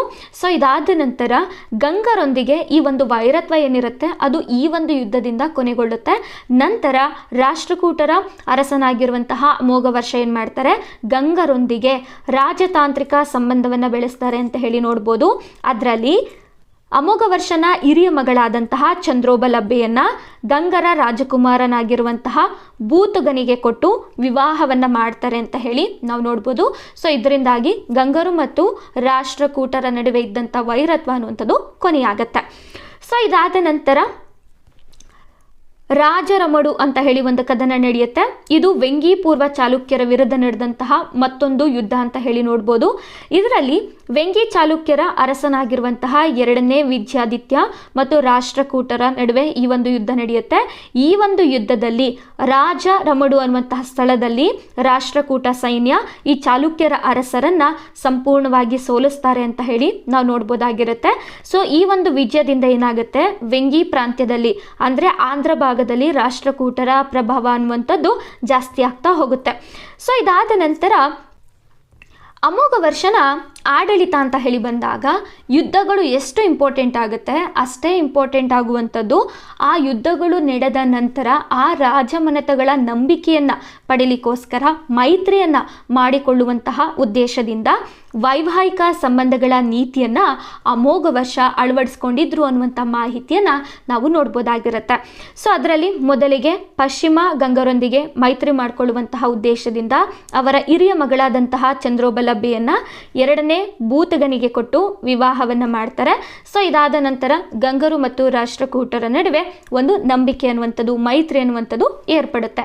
ಸೊ ಇದಾದ ನಂತರ ವೆಂಗಿಯ ಪೂರ್ವ ಚಾಲುಕ್ಯರೊಂದಿಗೆ ಮೈತ್ರಿ ಮಾಡಿಕೊಳ್ಳುವಂತಹ ಉದ್ದೇಶದಿಂದ ಅಮೋಘವರ್ಷನ ಮತ್ತೋರ್ವ ಮಗಳಾದಂತಹ ಶಿಲಾ ಮಹಾದೇವಿಯನ್ನ ವೆಂಗಿಯ ಅರಸನಾಗಿರುವಂತಹ 4ನೇ ವಿಷ್ಣುವರ್ಧನಿಗೆ ಕೊಟ್ಟು ಮದುವೆಯನ್ನು ಮಾಡ್ತಾರೆ ಅಂತ ಹೇಳಿ ನೋಡ್ಬೋದು. ಹಾಗಾಗಿ ವೆಂಗಿಯ ಪೂರ್ವದ ಚಾಲುಕ್ಯರು ಮತ್ತು ರಾಷ್ಟ್ರಕೂಟರ ನಡುವೆ ಈ ಒಂದು ಮೈತ್ರಿಕೂಟ ಅನ್ನುವಂಥದ್ದು ಏರ್ಪಡುತ್ತೆ.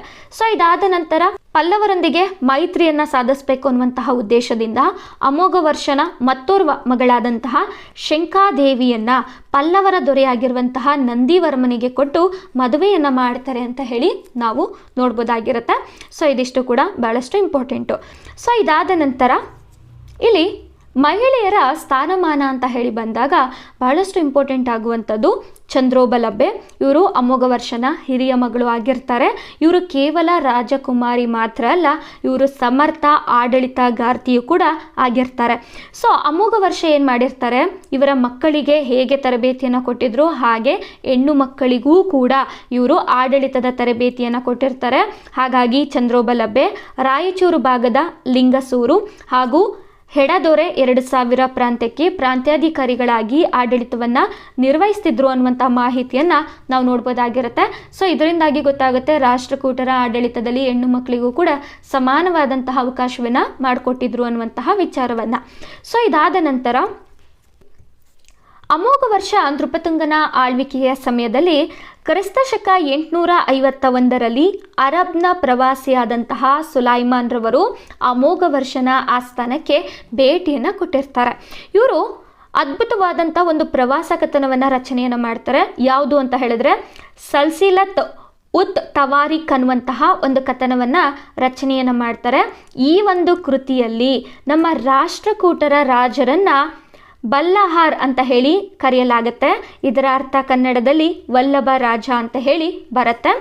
ಸೊ ಇಲ್ಲಿ ಸುಲೈಮಾನ್ ರವರು ಏನು ಹೇಳ್ತಾರೆ, ನಮ್ಮ ರಾಷ್ಟ್ರಕೂಟರ ಸಾಮ್ರಾಜ್ಯವನ್ನು ನೋಡಿ ಹಾಗೆ ಅಮೋಘವರ್ಷನ ಆಡಳಿತವನ್ನು ನೋಡಿ ವಿಶ್ವದ ಶ್ರೇಷ್ಠವಾದಂತಹ 3 ಸಾಮ್ರಾಜ್ಯಗಳಿಗೆ ರಾಷ್ಟ್ರಕೂಟರ ಸಾಮ್ರಾಜ್ಯವನ್ನು ಹೋಲಿಕೆಯನ್ನು ಮಾಡ್ತಾರೆ ಅನ್ನುವಂಥದ್ದನ್ನು ನಾವು ನೋಡ್ಬೋದು. ಹಾಗಾಗಿ ಸುಲೈಮಾನ್ ರವರ ಪ್ರಕಾರವಾಗಿ ನಾವು ನಮ್ಮ ವಿಶ್ವದಲ್ಲಿ 4 ಶ್ರೇಷ್ಠ ಸಾಮ್ರಾಜ್ಯಗಳನ್ನು ನೋಡ್ಬೋದಾಗಿರುತ್ತೆ. ಅದರಲ್ಲಿ ಮೊದಲಿಗೆ ರಾಷ್ಟ್ರಕೂಟ ಸಾಮ್ರಾಜ್ಯವಾಗಿರುತ್ತೆ. ಸೊ ಇಲ್ಲಿನ ಚಕ್ರವರ್ತಿಗಳನ್ನು ವಲ್ಲಭ ರಾಜ ಅಂತ ಹೇಳಿ ಕರೆಯಲಾಗುತ್ತೆ. ಸೊ ಭಾರತ ಆಗಿರ್ಬೋದು, ದಕ್ಷಿಣ ಮತ್ತು ಮಧ್ಯ ಭಾರತದಲ್ಲಿ ಇವರು ಕಂಡು ಬರ್ತಾರೆ. ನಂತರ ಅಬ್ಬಾಸಿದ್ ಖಲೀಫರು ಅಂತ ಹೇಳಿ ಬರ್ತಾರೆ.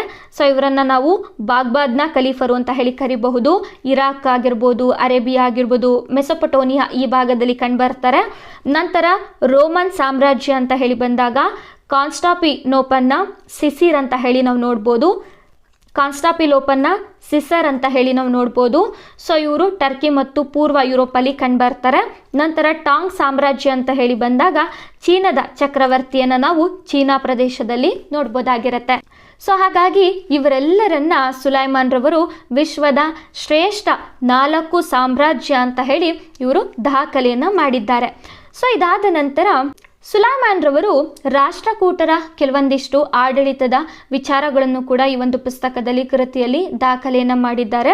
ಅದರಲ್ಲಿ ಸೇನಾಬಲ ಮತ್ತು ಆಡಳಿತ ಅಂತ ಬಂದಾಗ ಅತ್ಯಂತ ಶಿಸ್ತುಬದ್ಧವಾಗಿತ್ತು. ಸಾವಿರಾರು ಆನೆಗಳನ್ನು ನೋಡ್ಬೋದಾಗಿರುತ್ತೆ, ಕುದುರೆಗಳನ್ನು ನೋಡ್ಬೋದಾಗಿರುತ್ತೆ ಅಂತ ಹೇಳಿ ಇವರು ವಿಚಾರಗಳನ್ನು ತಿಳಿಸಿದ್ದಾರೆ. ಅಮೋಘವರ್ಷನು ಮುಸ್ಲಿಂ ವ್ಯಾಪಾರಿಗಳೊಂದಿಗೆ ಅತ್ಯಂತ ಗೌರವದಿಂದ ನಡ್ಕೊಳ್ತಾ ಇದ್ರು ಅಂತ ಹೇಳಿ ಮೆಚ್ಚುಗೆಯನ್ನು ವ್ಯಕ್ತಪಡಿಸಿದ್ದಾರೆ. ಅರಬ್ ವ್ಯಾಪಾರಿಗಳಿಗೆ ತಮ್ಮ ಧರ್ಮವನ್ನು ಪಾಲಿಸಲು ಮತ್ತು ಮಸೀದಿಗಳನ್ನು ನಿರ್ಮಿಸಲು ಸಂಪೂರ್ಣವಾದ ಸ್ವಾತಂತ್ರ್ಯವನ್ನು ಅಮೋಘವರ್ಷ ಕೊಟ್ಟಿದ್ರು ಅನ್ನುವಂಥ ಮಾಹಿತಿಯನ್ನು ನಾವು ನೋಡ್ಬೋದು. ಹಾಗಾಗಿ ಅರೇಬಿಯಾ ಮತ್ತು ಭಾರತದ ನಡುವೆ ವ್ಯಾಪಾರ ಸಂಬಂಧಗಳು ರಾಷ್ಟ್ರಕೂಟರ ಆಳ್ವಿಕೆಯ ಸಮಯದಲ್ಲಿ ಬಹಳಷ್ಟು ವೃದ್ಧಿಯಾಗಿತ್ತು ಅಂತ ಹೇಳಿ ಕೂಡ ನಾವು ನೋಡ್ಬೋದಾಗಿರುತ್ತೆ. ಸೊ ಇದಾದ ನಂತರ ಅಮೋಘವರ್ಷನ ಕಾಲದಲ್ಲಿ ಕಲೆ ಮತ್ತು ಸಾಹಿತ್ಯ ಯಾವ ರೀತಿಯಲ್ಲಿತ್ತು ಅಂತ ಹೇಳಿ ನೋಡೋದಾದರೆ ಕಲೆ ಮತ್ತು ನಮ್ಮ ಕನ್ನಡ ಭಾಷೆಯ ಸಂಸ್ಕೃತಿಗೆ ಒಂದು ಸುವರ್ಣ ಕಾಲ ಅಂತ ಹೇಳಿ ನೋಡ್ಬೋದು. ಯಾಕೆ ಅಂತ ಹೇಳಿದ್ರೆ ಅಮೋಘವರ್ಷ ನೃಪತುಂಗ ಕೂಡ ಸ್ವತಃ ಹಲವಾರು ಕೃತಿಗಳನ್ನು ರಚನೆಯನ್ನು ಮಾಡಿದ್ದಾರೆ ಅಂತ ಹೇಳಿ ನಾವು ನೋಡ್ಬೋದು. ಅದರಲ್ಲಿ ಕವಿರಾಜ ಮಾರ್ಗ ಅಂತ ಹೇಳಿ ಬಂದಾಗ ನಮ್ಮ ಕನ್ನಡದಲ್ಲಿ ಲಭ್ಯವಿರುವಂತಹ ಮೊಟ್ಟ ಮೊದಲ ಲಕ್ಷಣಾ ಗ್ರಂಥ ಅಂತ ಹೇಳಿ ನಾವು ನೋಡ್ಬೋದಾಗಿರುತ್ತೆ. ಯಾಕೆ ಅಂತ ಹೇಳಿದ್ರೆ ನಮ್ಮ ತುಳುನಾಡಿನ ಗಡಿಯ ಬಗ್ಗೆ ಈ ಒಂದು ಕೃತಿ ನಮಗೆ ಮಾಹಿತಿಯನ್ನು ಕೊಡ್ತಾ ಹೋಗುತ್ತೆ. ಅಂದರೆ ಗೋದಾವರಿಯಿಂದ ಕಾವೇರಿಯವರೆಗೆ ಇದ್ದಂತಹ ಭಾಗವನ್ನು ನಾವು ಕರುನಾಡು ಅಂತ ಹೇಳಿ ಕರೆಯಲಾಗುತ್ತೆ ಅನ್ನುವಂಥ ಮಾಹಿತಿಯನ್ನು ಕೂಡ ನಾವು ನೋಡ್ಬೋದಾಗಿರುತ್ತೆ. ಸೊ ಕವಿರಾಜ ಮಾರ್ಗವನ್ನು ಯಾರು ಬರೆದಿದ್ದಾರೆ ಅನ್ನೋದಕ್ಕೆ ಬಹಳಷ್ಟು ಅಭಿಪ್ರಾಯಗಳನ್ನು ನಾವು ನೋಡ್ಬೋದು. ಕೆಲವೊಂದಿಷ್ಟು ಕಡೆ ಅಮೋಘ ವರ್ಷ ಈ ಒಂದು ಕೃತಿಯನ್ನು ಬರೆದಿದ್ದಾರೆ ಅಂತ ಹೇಳಲಾಗುತ್ತೆ. ಕೆಲವೊಂದಿಷ್ಟು ಕಡೆ ಶ್ರೀ ವಿಜಯ ಇದನ್ನು ಬರೆದಿದ್ದಾರೆ ಅಂತ ಹೇಳಿ ನಾವು ನೋಡ್ಬೋದು. ಹಾಗಾಗಿ ಈ ಎರಡು ಆನ್ಸರ್ ಅನ್ನುವಂಥದ್ದು ನಮಗೆ ಗೊತ್ತಿರಬೇಕಾಗತ್ತೆ. ನಂತರ ಅಮೋಘ ವರ್ಷ ಅಂತ ಹೇಳಿ ಬಂದಾಗ ಪ್ರಶ್ನೋತ್ತರ ರತ್ನಮಾಲಿಕೆ ಅಂತ ಹೇಳಿ ಮತ್ತೊಂದು ಸಂಸ್ಕೃತದ ನೈತಿಕ ಮೌಲ್ಯಗಳನ್ನು ಒಳಗೊಂಡಿರುವಂತಹ ಕೃತಿಯನ್ನು ರಚನೆಯನ್ನು ಮಾಡಿದ್ದಾರೆ. ಈ ಒಂದು ಕೃತಿ ಟಿಬೇಟಿಯನ್ ಭಾಷೆಗೂ ಕೂಡ ಅನುವಾದಗೊಂಡಿದೆ ಅನ್ನುವಂಥ ಮಾಹಿತಿಯನ್ನು ನಾವು ನೋಡ್ಬೋದು. ಸೊ ಇದಾದ ನಂತರ ನಾನು ಇಲ್ಲಿ ಲಿಸ್ಟನ್ನು ಕೊಟ್ಟಿದ್ದೇನೆ. ಅಂದರೆ ಅಮೋಘ ವರ್ಷ ನೃಪತುಂಗನ ಆಳ್ವಿಕೆಯ ಸಮಯದಲ್ಲಿ ಯಾರೆಲ್ಲ ಕವಿಗಳು ಯಾವ್ಯಾವ ಕೃತಿಗಳನ್ನು ರಚನೆಯನ್ನು ಮಾಡಿದ್ದಾರೆ ಅಂತ ಹೇಳಿ. ನಂತರ ಇಲ್ಲಿ ಶ್ರೀ ವಿಜಯ ಅಂತ ಹೇಳಿ ಬಂದಾಗ ಕವಿರಾಜ ಮಾರ್ಗವನ್ನು ನೋಡ್ಬೋದು. ನಂತರ ಮಹಾವೀರಾಚಾರ್ಯ ಅಂತ ಹೇಳಿ ಬಂದಾಗ ಇವರು ಗಣಿತ ಸಾರ ಸಂಗ್ರಹ ಅಂತ ಹೇಳಿ ಬರೆದಿದ್ದಾರೆ. ಸಂಸ್ಕೃತದಲ್ಲಿ ಬರೆಯಲಾಗಿರುವಂತಹ ಗಣಿತಶಾಸ್ತ್ರದ ಪ್ರಮುಖ ಗ್ರಂಥ ಅಂತ ಹೇಳಿ ನೋಡ್ಬೋದು. ನಂತರ ಜೀನ ಸೇನಾಚಾರ್ಯ ಅಂತ ಹೇಳಿ ಬರ್ತಾರೆ. ಇವರು ಆದಿಪುರಾಣ, ಹರಿವಂಶ ಪುರಾಣ ಮತ್ತು ಪಾಶ್ವಾಭ್ಯುದಯ ಅಂತ ಹೇಳಿ ಕೃತಿಗಳನ್ನು ಬರೆದಿದ್ದಾರೆ. ಸೊ ಇಲ್ಲಿ ಜೀನ ಸೇನಾಚಾರ್ಯ ಅಂತ ಹೇಳಿ ಬಂದಾಗ ಇವರು ಅಮೋಘ ವರ್ಷನ ಗುರುಗಳು ಆಗಿರ್ತಾರೆ. ಹಾಗೆ ಇವರು ಜೈನ ಧರ್ಮದ ಪ್ರಚಾರಕ್ಕೆ ಮಹತ್ವವನ್ನು ಕೊಟ್ಟಿದ್ರು ಅಂತ ಹೇಳಿ ನಾವು ನೋಡ್ಬೋದಾಗಿರುತ್ತೆ. ಇನ್ನು ಗುಣಭದ್ರಾಚಾರ್ಯ ಅಂತ ಹೇಳಿ ಬಂದಾಗ ಇವರು ಉತ್ತರ ಪುರಾಣ ಅಂತ ಹೇಳಿ ಒಂದು ಕೃತಿಯನ್ನು ರಚನೆಯನ್ನು ಮಾಡಿದ್ದಾರೆ. ಇವರು ಜೀನ ಸೇನಾಚಾರ್ಯರ ಶಿಷ್ಯರು ಅಂತ ಹೇಳಿ ನಾವು ನೋಡ್ಬೋದಾಗಿರುತ್ತೆ. ಸೊ ನಂತರದಲ್ಲಿ ಶಾಕಟಾಯನ ಅಂತ ಹೇಳಿ ಮತ್ತೊಬ್ಬರು ಕವಿಗಳು ಬರ್ತಾರೆ. ಇವರು ಶಬ್ದಾನು ಶಾಸನ ಹಾಗೆ ಅಮೋಘ ವೃತ್ತಿ ಅನ್ನುವಂತಹ ಕೃತಿಯನ್ನು ಕೂಡ ರಚನೆಯನ್ನು ಮಾಡಿದ್ದಾರೆ. ಸೊ ಇದಾದ ನಂತರ ಕುಮುದೆಂದು ಅಂತ ಹೇಳಿ ಬರ್ತಾರೆ. ಇವರು ಸಿರಿ ಭೂವಲಯ ಅನ್ನುವಂತಹ ಕೃತಿಯನ್ನು ರಚನೆಯನ್ನು ಮಾಡಿದ್ದಾರೆ.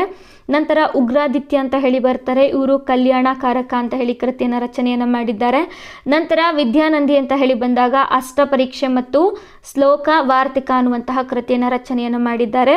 ಮಾಣಿಕ್ಯನಂದಿ ಅಂತ ಹೇಳಿ ಕವಿಗಳು ಬರ್ತಾರೆ. ಇವರು ಪರೀಕ್ಷಾಮುಖ ಅಂತ ಹೇಳಿ ಕೃತಿಯನ್ನು ರಚನೆಯನ್ನು ಮಾಡಿದ್ದಾರೆ. ಪ್ರಭಾಚಂದ್ರ ಅಂತ ಹೇಳಿ ಬರ್ತಾರೆ.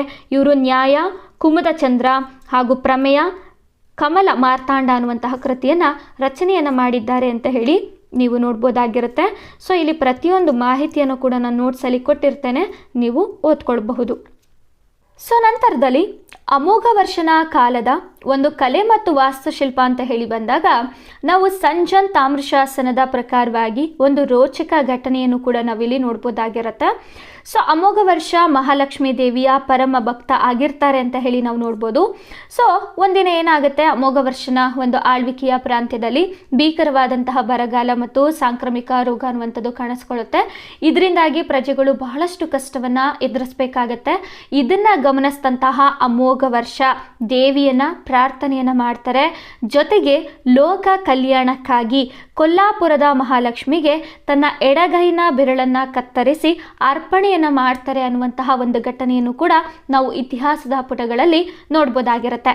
ಸೊ ಇದಾದ ನಂತರ ಕಲಬುರಗಿ ಜಿಲ್ಲೆಯಲ್ಲಿ ಮಾನ್ಯಕೇಟ ಅಂತ ಹೇಳಿ ಒಂದು ನಗರ ಬರುತ್ತೆ. ಇದನ್ನು ಬಹಳಷ್ಟು ವೈಭವವಾಗಿ ಅಮೋಘ ವರ್ಷ ನಿರ್ಮಾಣವನ್ನು ಮಾಡ್ತಾರೆ ಅಂತ ಹೇಳಿ ನೋಡ್ಬೋದು. ಸೊ ಶಾಸನಗಳ ಪ್ರಕಾರವಾಗಿ ಈ ಒಂದು ನಗರ ಇಂದ್ರನ ಅಮರಾವತಿಯಂತೆ ಸುಂದರವಾಗಿತ್ತು ಅಂತ ಹೇಳಿ ನೋಡ್ಬೋದು. ಹಾಗೆ ಅರಬ್ನ ಪ್ರವಾಸಿಯಾಗಿರುವಂತಹ ಸುಲೈಮಾನ್ ರವರು ಈ ಒಂದು ನಗರವನ್ನು ವಿಶ್ವದ ಶ್ರೇಷ್ಠ ನಗರಗಳಲ್ಲಿ ಒಂದು ಅಂತ ಹೇಳಿ ಇವರು ವರ್ಣನೆಯನ್ನು ಮಾಡಿದ್ದಾರೆ. ನಂತರ ಬೆಳಗಾವಿ ಜಿಲ್ಲೆಯ ಗೋಕಾಕ್ ತಾಲೂಕಿನ ಕೋಣೂರು ಅನ್ನುವಂತಹ ಪ್ರದೇಶದಲ್ಲಿ ಜೈನ ದೇವಾಲಯವನ್ನು ಕೂಡ ಅಮೋಘ ವರ್ಷ ನಿರ್ಮಾಣವನ್ನು ಮಾಡ್ತಾರೆ ಅಂತ ಹೇಳಿ ನಾವು ನೋಡ್ಬೋದಾಗಿರುತ್ತೆ. ಸೊ ಇದಾದ ನಂತರ ಅಮೋಘ ವರ್ಷನ ನಂಬಿಕಸ್ಥ ಸೇನಾಪತಿಯಾದಂತಹ ಬಂಕೇಶನ ಬಗ್ಗೆ ಕೂಡ ನಾವು ಓದಬೇಕಾಗತ್ತೆ.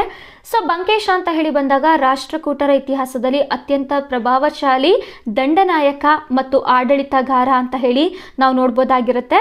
ಸೊ ಇತಿಹಾಸದಲ್ಲಿ ಒಂದು ಕಡೆ ಹೇಳ್ತಾರೆ, ಈತ 8 ಲಕ್ಷ ಶತ್ರು ಸೈನಿಕರನ್ನು ಸದೆಬಡೆದು ಅಮೋಘ ವರ್ಷನ ಸಿಂಹಾಸನವನ್ನು ರಕ್ಷಿಸಿದ್ದಾನೆ ಅನ್ನುವಂತಹ ವಿಚಾರವನ್ನು ನಾವು ಶಾಸನಗಳಲ್ಲಿ ನೋಡ್ಬೋದು. ನೋಡ್ಬೋದಾಗಿರುತ್ತೆ. ಸೊ ಬಂಕೇಶನನ್ನ ಬನವಾಸಿ 12,000 ಈ ಒಂದು ಪ್ರಾಂತ್ಯದ ಅಧಿಕಾರಿಯಾಗಿ ನೇಮಕವನ್ನ ಮಾಡಿರ್ತಾರೆ. ಹಾಗಾಗಿ ಈತನಿಗೆ ಒಂದು ಗೌರವವನ್ನ ಸಲ್ಲಿಸಬೇಕು ಅನ್ನುವಂತಹ ಉದ್ದೇಶದಿಂದ ಅಮೋಘ ವರ್ಷ ಬನವಾಸಿ ಸಮೀಪದ ಬಂಕಾಪುರ ಅನ್ನುವಂತಹ ನಗರವನ್ನು ಸ್ಥಾಪನೆಯನ್ನು ಮಾಡ್ತಾರೆ ಅಂತ ಹೇಳಿ ನಾವು ನೋಡ್ಬೋದಾಗಿರುತ್ತೆ. ಪ್ರಸ್ತುತ ಬಂಕಾಪುರ ಅಂತ ಹೇಳಿ ಪ್ರದೇಶ ಕಂಡುಬರುತ್ತೆ. ಅದು ಹಾವೇರಿ ಜಿಲ್ಲೆಯ ಒಂದು ವಿಭಾಗದಲ್ಲಿ ನೋಡ್ಬೋದಾಗಿರುತ್ತೆ. ಹಾಗಾಗಿ ಬಂಕಾಪುರ ಅಂತ ಹೇಳಿ ಬಂದಾಗ ನಾವು ಅಮೋಘ ವರ್ಷನ ದಂಡಾಧಿಕಾರಿಯಾದಂತಹ ಬಂಕೇಶನನ್ನು ನಾವು ನೆನಪು ಮಾಡ್ಕೊಳ್ಬೇಕಾಗತ್ತೆ. ಓಕೆ, ಸೊ ಇದಾದ ನಂತರ ಇಲ್ಲಿ ಒಂದಿಷ್ಟು ಮಾಹಿತಿಗಳನ್ನು ಕೂಡ ಕೊಟ್ಟಿದ್ದೇನೆ. ಸೊ ಬಂಕೇಶನ ಮಗನಾದಂತಹ ಲೋಕಾದಿತ್ಯನು ಕೂಡ ಮುಂದೆ ರಾಷ್ಟ್ರಕೂಟರ ಶ್ರೇಷ್ಠ ಸೇನಾಪತಿ ಆಗ್ತಾನೆ ಅಂತ ಹೇಳಿ ನೋಡ್ಬೋದು. ಸೊ ಕೊಣ್ಣೂರು ಶಾಸನ ಅಂತ ಹೇಳಿ ಬರುತ್ತೆ. ಇದ್ರ ಪ್ರಕಾರ ಬಂಕೇಶನು ಗಂಗರ ಮೇಲೆ ಜಯಗೊಳಿಸಿದ ಬಗ್ಗೆ, ಅಮೋಘ ವರ್ಷನಿಗೆ ಅವನು ನೀಡಿದಂತಹ ಬೆಂಬಲದ ಬಗ್ಗೆ ಈ ಶಾಸನ ಬಹಳಷ್ಟು ಸುದೀರ್ಘವಾದಂತಹ ವಿವರಣೆಯನ್ನು ಕೊಡ್ತಾ ಹೋಗುತ್ತೆ. ಬಂಕೇಶನನ್ನು ನಾವು ರಾಷ್ಟ್ರಕೂಟ ಸಾಮ್ರಾಜ್ಯದ ಸ್ತಂಭ ಅಂತ ಹೇಳಿ ನಾವು ಕರಿಬಹುದಾಗಿರುತ್ತೆ. ಓಕೆ, ಸೊ ಇದಿಷ್ಟು ಕೂಡ ಅಮೋಘ ವರ್ಷನಿಗೆ ಸಂಬಂಧಪಟ್ಟಂತಹ ಕಂಪ್ಲೀಟ್ ಮಾಹಿತಿಗಳು ಆಗಿರುತ್ತೆ. ಅಮೋಘ ವರ್ಷನ ನಂತರ ಉತ್ತರಾಧಿಕಾರಿಯಾಗಿ ಆತನ ಮಗನಾದ 2ನೇ ಕೃಷ್ಣ ಆಳ್ವಿಕೆಯನ್ನು ಆರಂಭವನ್ನು ಮಾಡ್ತಾರೆ. ಇವರು ಕ್ರಿಸ್ತಶಕ 878ರಿಂದ 914ರವರೆಗೆ ಆಳ್ವಿಕೆಯನ್ನು ಮಾಡ್ತಾರೆ. ಸುಮಾರು 36 ವರ್ಷಗಳ ಕಾಲ ಇವರು ಆಳ್ವಿಕೆಯನ್ನು ಮಾಡ್ತಾರೆ. ಸೊ ಇದರಲ್ಲಿ ಅಮೋಘ ವರ್ಷನ ಕಾಲದಲ್ಲಿ ನಾವು ಶಾಂತಿಯುತವಾದಂಥ ವಾತಾವರಣವನ್ನು ನೋಡಿದ್ರೆ, 2ನೇ ಕೃಷ್ಣ ಬಂದಂಥ ಸಂದರ್ಭದಲ್ಲಿ ನಾವು ನಿರಂತರ ಯುದ್ಧಗಳನ್ನು ನಾವು ನೋಡ್ಬೋದಾಗಿರುತ್ತೆ. ಈತ ಸಾಮ್ರಾಜ್ಯವನ್ನು ರಕ್ಷಣೆಯನ್ನು ಮಾಡಲು ಬಹಳಷ್ಟು ಹೋರಾಟವನ್ನು ಮಾಡ್ತಾರೆ ಅಂತ ಹೇಳಿ ನಾವು ನೋಡ್ಬೋದು. ಇನ್ನು 2ನೇ ಕೃಷ್ಣನಿಗೆ ಇರುವಂತಹ ಬಿರುದುಗಳು ಅಂತ ಬಂದಾಗ ನಾವು ಅಕಾಲ ವರ್ಷ ಅಂತ ಹೇಳಿ ನೋಡ್ಬೋದು, ನಂತರ ಶುಭತುಂಗ ಅಂತ ಹೇಳಿ ನೋಡ್ಬೋದಾಗಿರುತ್ತೆ. ಸೊ ನಂತರ ಪ್ರಮುಖ ಸೈನಿಕ ಸಂಘರ್ಷಗಳು ಅಂತ ಹೇಳಿ ಬಂದಾಗ, ಈ 2ನೇ ಕೃಷ್ಣನ ಆಳ್ವಿಕೆಯ ಸಮಯದಲ್ಲಿ ಅತ್ಯಂತ ದೊಡ್ಡ ಶತ್ರು ಅಂತ ಹೇಳಿದ್ರೆ ಅದು ವೆಂಗಿಯ ಪೂರ್ವ ಚಾಲುಕ್ಯರು ಆಗಿರ್ತಾರೆ. ಅದರಲ್ಲಿ ಅರಸನಾಗಿರುವಂತಹ ಗುಣಗ ವಿಜಯಾದಿತ್ಯ ಏನಿರ್ತಾನೆ, ಈತನೊಂದಿಗೆ ಕೃಷ್ಣ ಏನು ಮಾಡ್ತಾನೆ, ಯುದ್ಧವನ್ನು ಮಾಡ್ತಾನೆ. ಆದರೆ ಆರಂಭದಲ್ಲಿ ಕೃಷ್ಣನಿಗೆ ಸೋಲಾಗುತ್ತೆ. ನಂತರ ಯಾವಾಗ ಗುಣಗ ವಿಜಯಾದಿತ್ಯ ಮರಣವನ್ನು ಹೊಂದುತ್ತಾನೆ, ಅದಾದ ನಂತರ ಕೃಷ್ಣ ಏನು ಮಾಡ್ತಾನೆ, ವೆಂಗಿಯ ಮೇಲೆ ದಾಳಿಯನ್ನು ಮಾಡಿ ಆ ಪ್ರಾಂತ್ಯವನ್ನು ವಶಪಡಿಸ್ಕೊಳ್ತಾರೆ ಅಂತ ಹೇಳಿ ನಾವು ನೋಡ್ಬೋದಾಗಿರುತ್ತೆ. ಸೊ ಇದಾದ ನಂತರ ದಕ್ಷಿಣ ಭಾರತದಲ್ಲಿ ಚೋಳರ ದೊರೆಯಾಗಿರುವಂತಹ 1ನೇ ಆದಿತ್ಯನೊಂದಿಗೆ ಕೂಡ ಕೃಷ್ಣ ಯುದ್ಧವನ್ನು ಮಾಡ್ತಾನೆ, ಹಾಗೆ ವಿಜಯಶಾಲಿ ಆಗ್ತಾನೆ ಅನ್ನುವಂಥ ಮಾಹಿತಿಯನ್ನು ನಾವು ನೋಡ್ಬೋದು. ಇನ್ನು ಉತ್ತರ ಭಾರತದಲ್ಲಿ ಪ್ರತಿಹಾರರ ದೊರೆಯಾಗಿರುವಂತಹ ಮಿಹಿರಭೋಜ ಹಾಗೂ ಮಹೇಂದ್ರ ಪಾಲನೊಂದಿಗೆ ಕೂಡ ಕೃಷ್ಣ ಯುದ್ಧವನ್ನು ಮಾಡಿದ್ದಾನೆ ಅನ್ನುವಂಥ ಮಾಹಿತಿಯನ್ನು ಕೂಡ ನಾವು ನೋಡ್ಬೋದಾಗಿರುತ್ತೆ.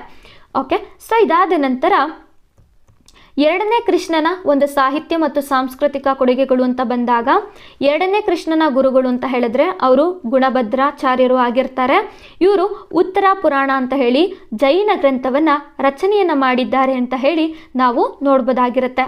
ಇನ್ನು ಕೃಷ್ಣೇಶ್ವರ ದೇವಾಲಯ ಅಂತ ಹೇಳಿ ಈತ ತನ್ನ ಹೆಸರಿನಲ್ಲಿ ದೇವಾಲಯವನ್ನು ಕೂಡ ನಿರ್ಮಾಣವನ್ನು ಮಾಡಿದ್ದಾನೆ.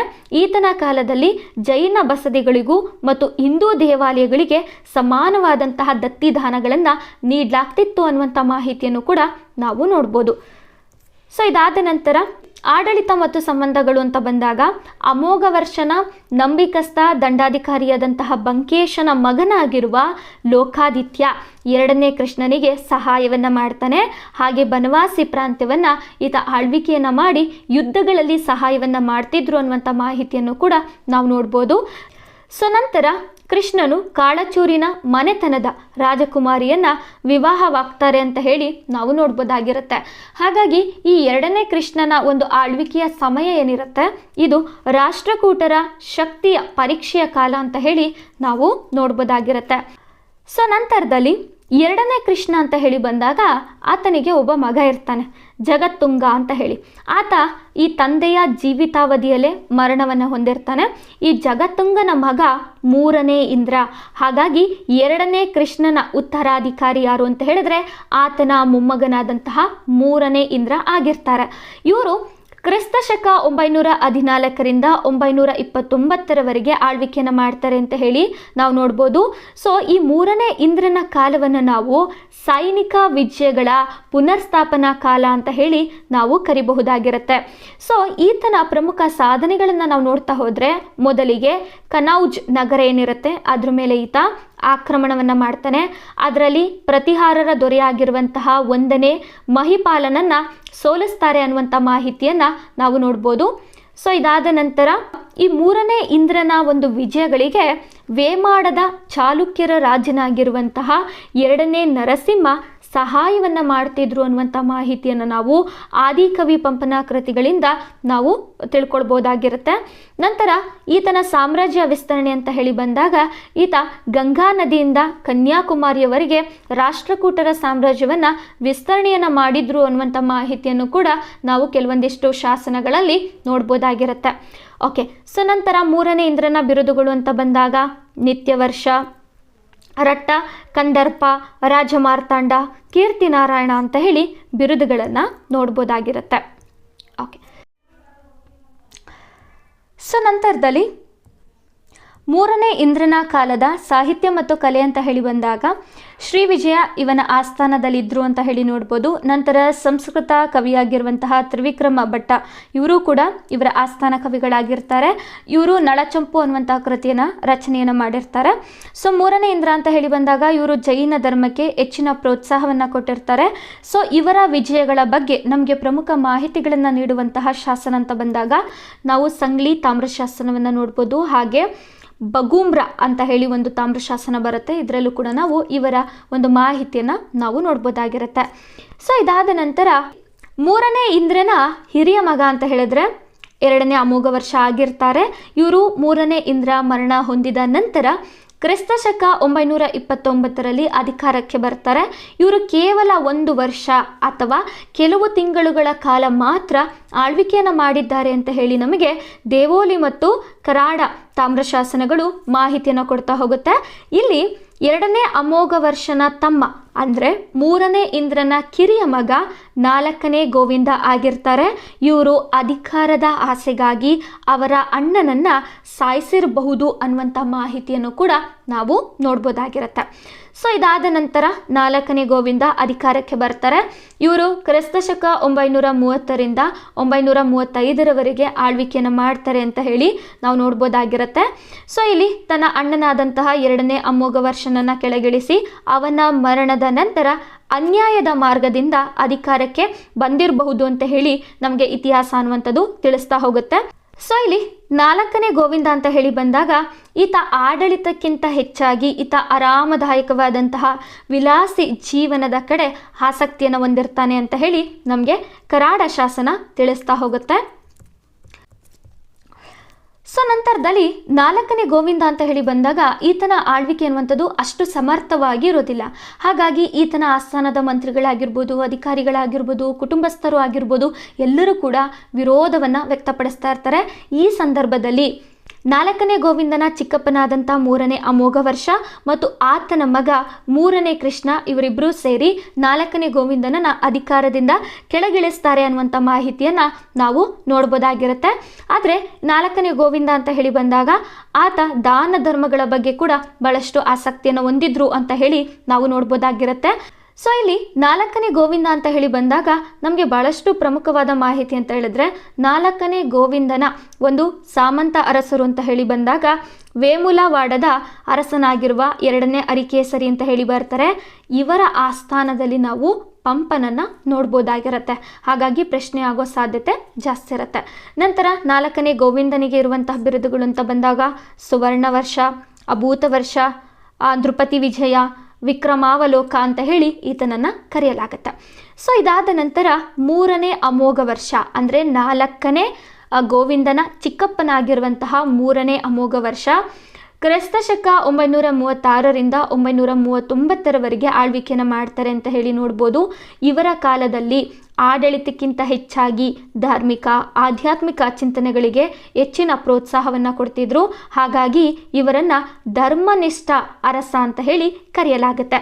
ಸೊ ನಂತರ 3ನೇ ಅಮೋಘ ವರ್ಷನ ಮಗನಾಗಿರುವಂತಹ 3ನೇ ಕೃಷ್ಣ ಆಳ್ವಿಕೆಯನ್ನು ಮಾಡಲಿಕ್ಕೆ ಆರಂಭವನ್ನು ಮಾಡ್ತಾರೆ.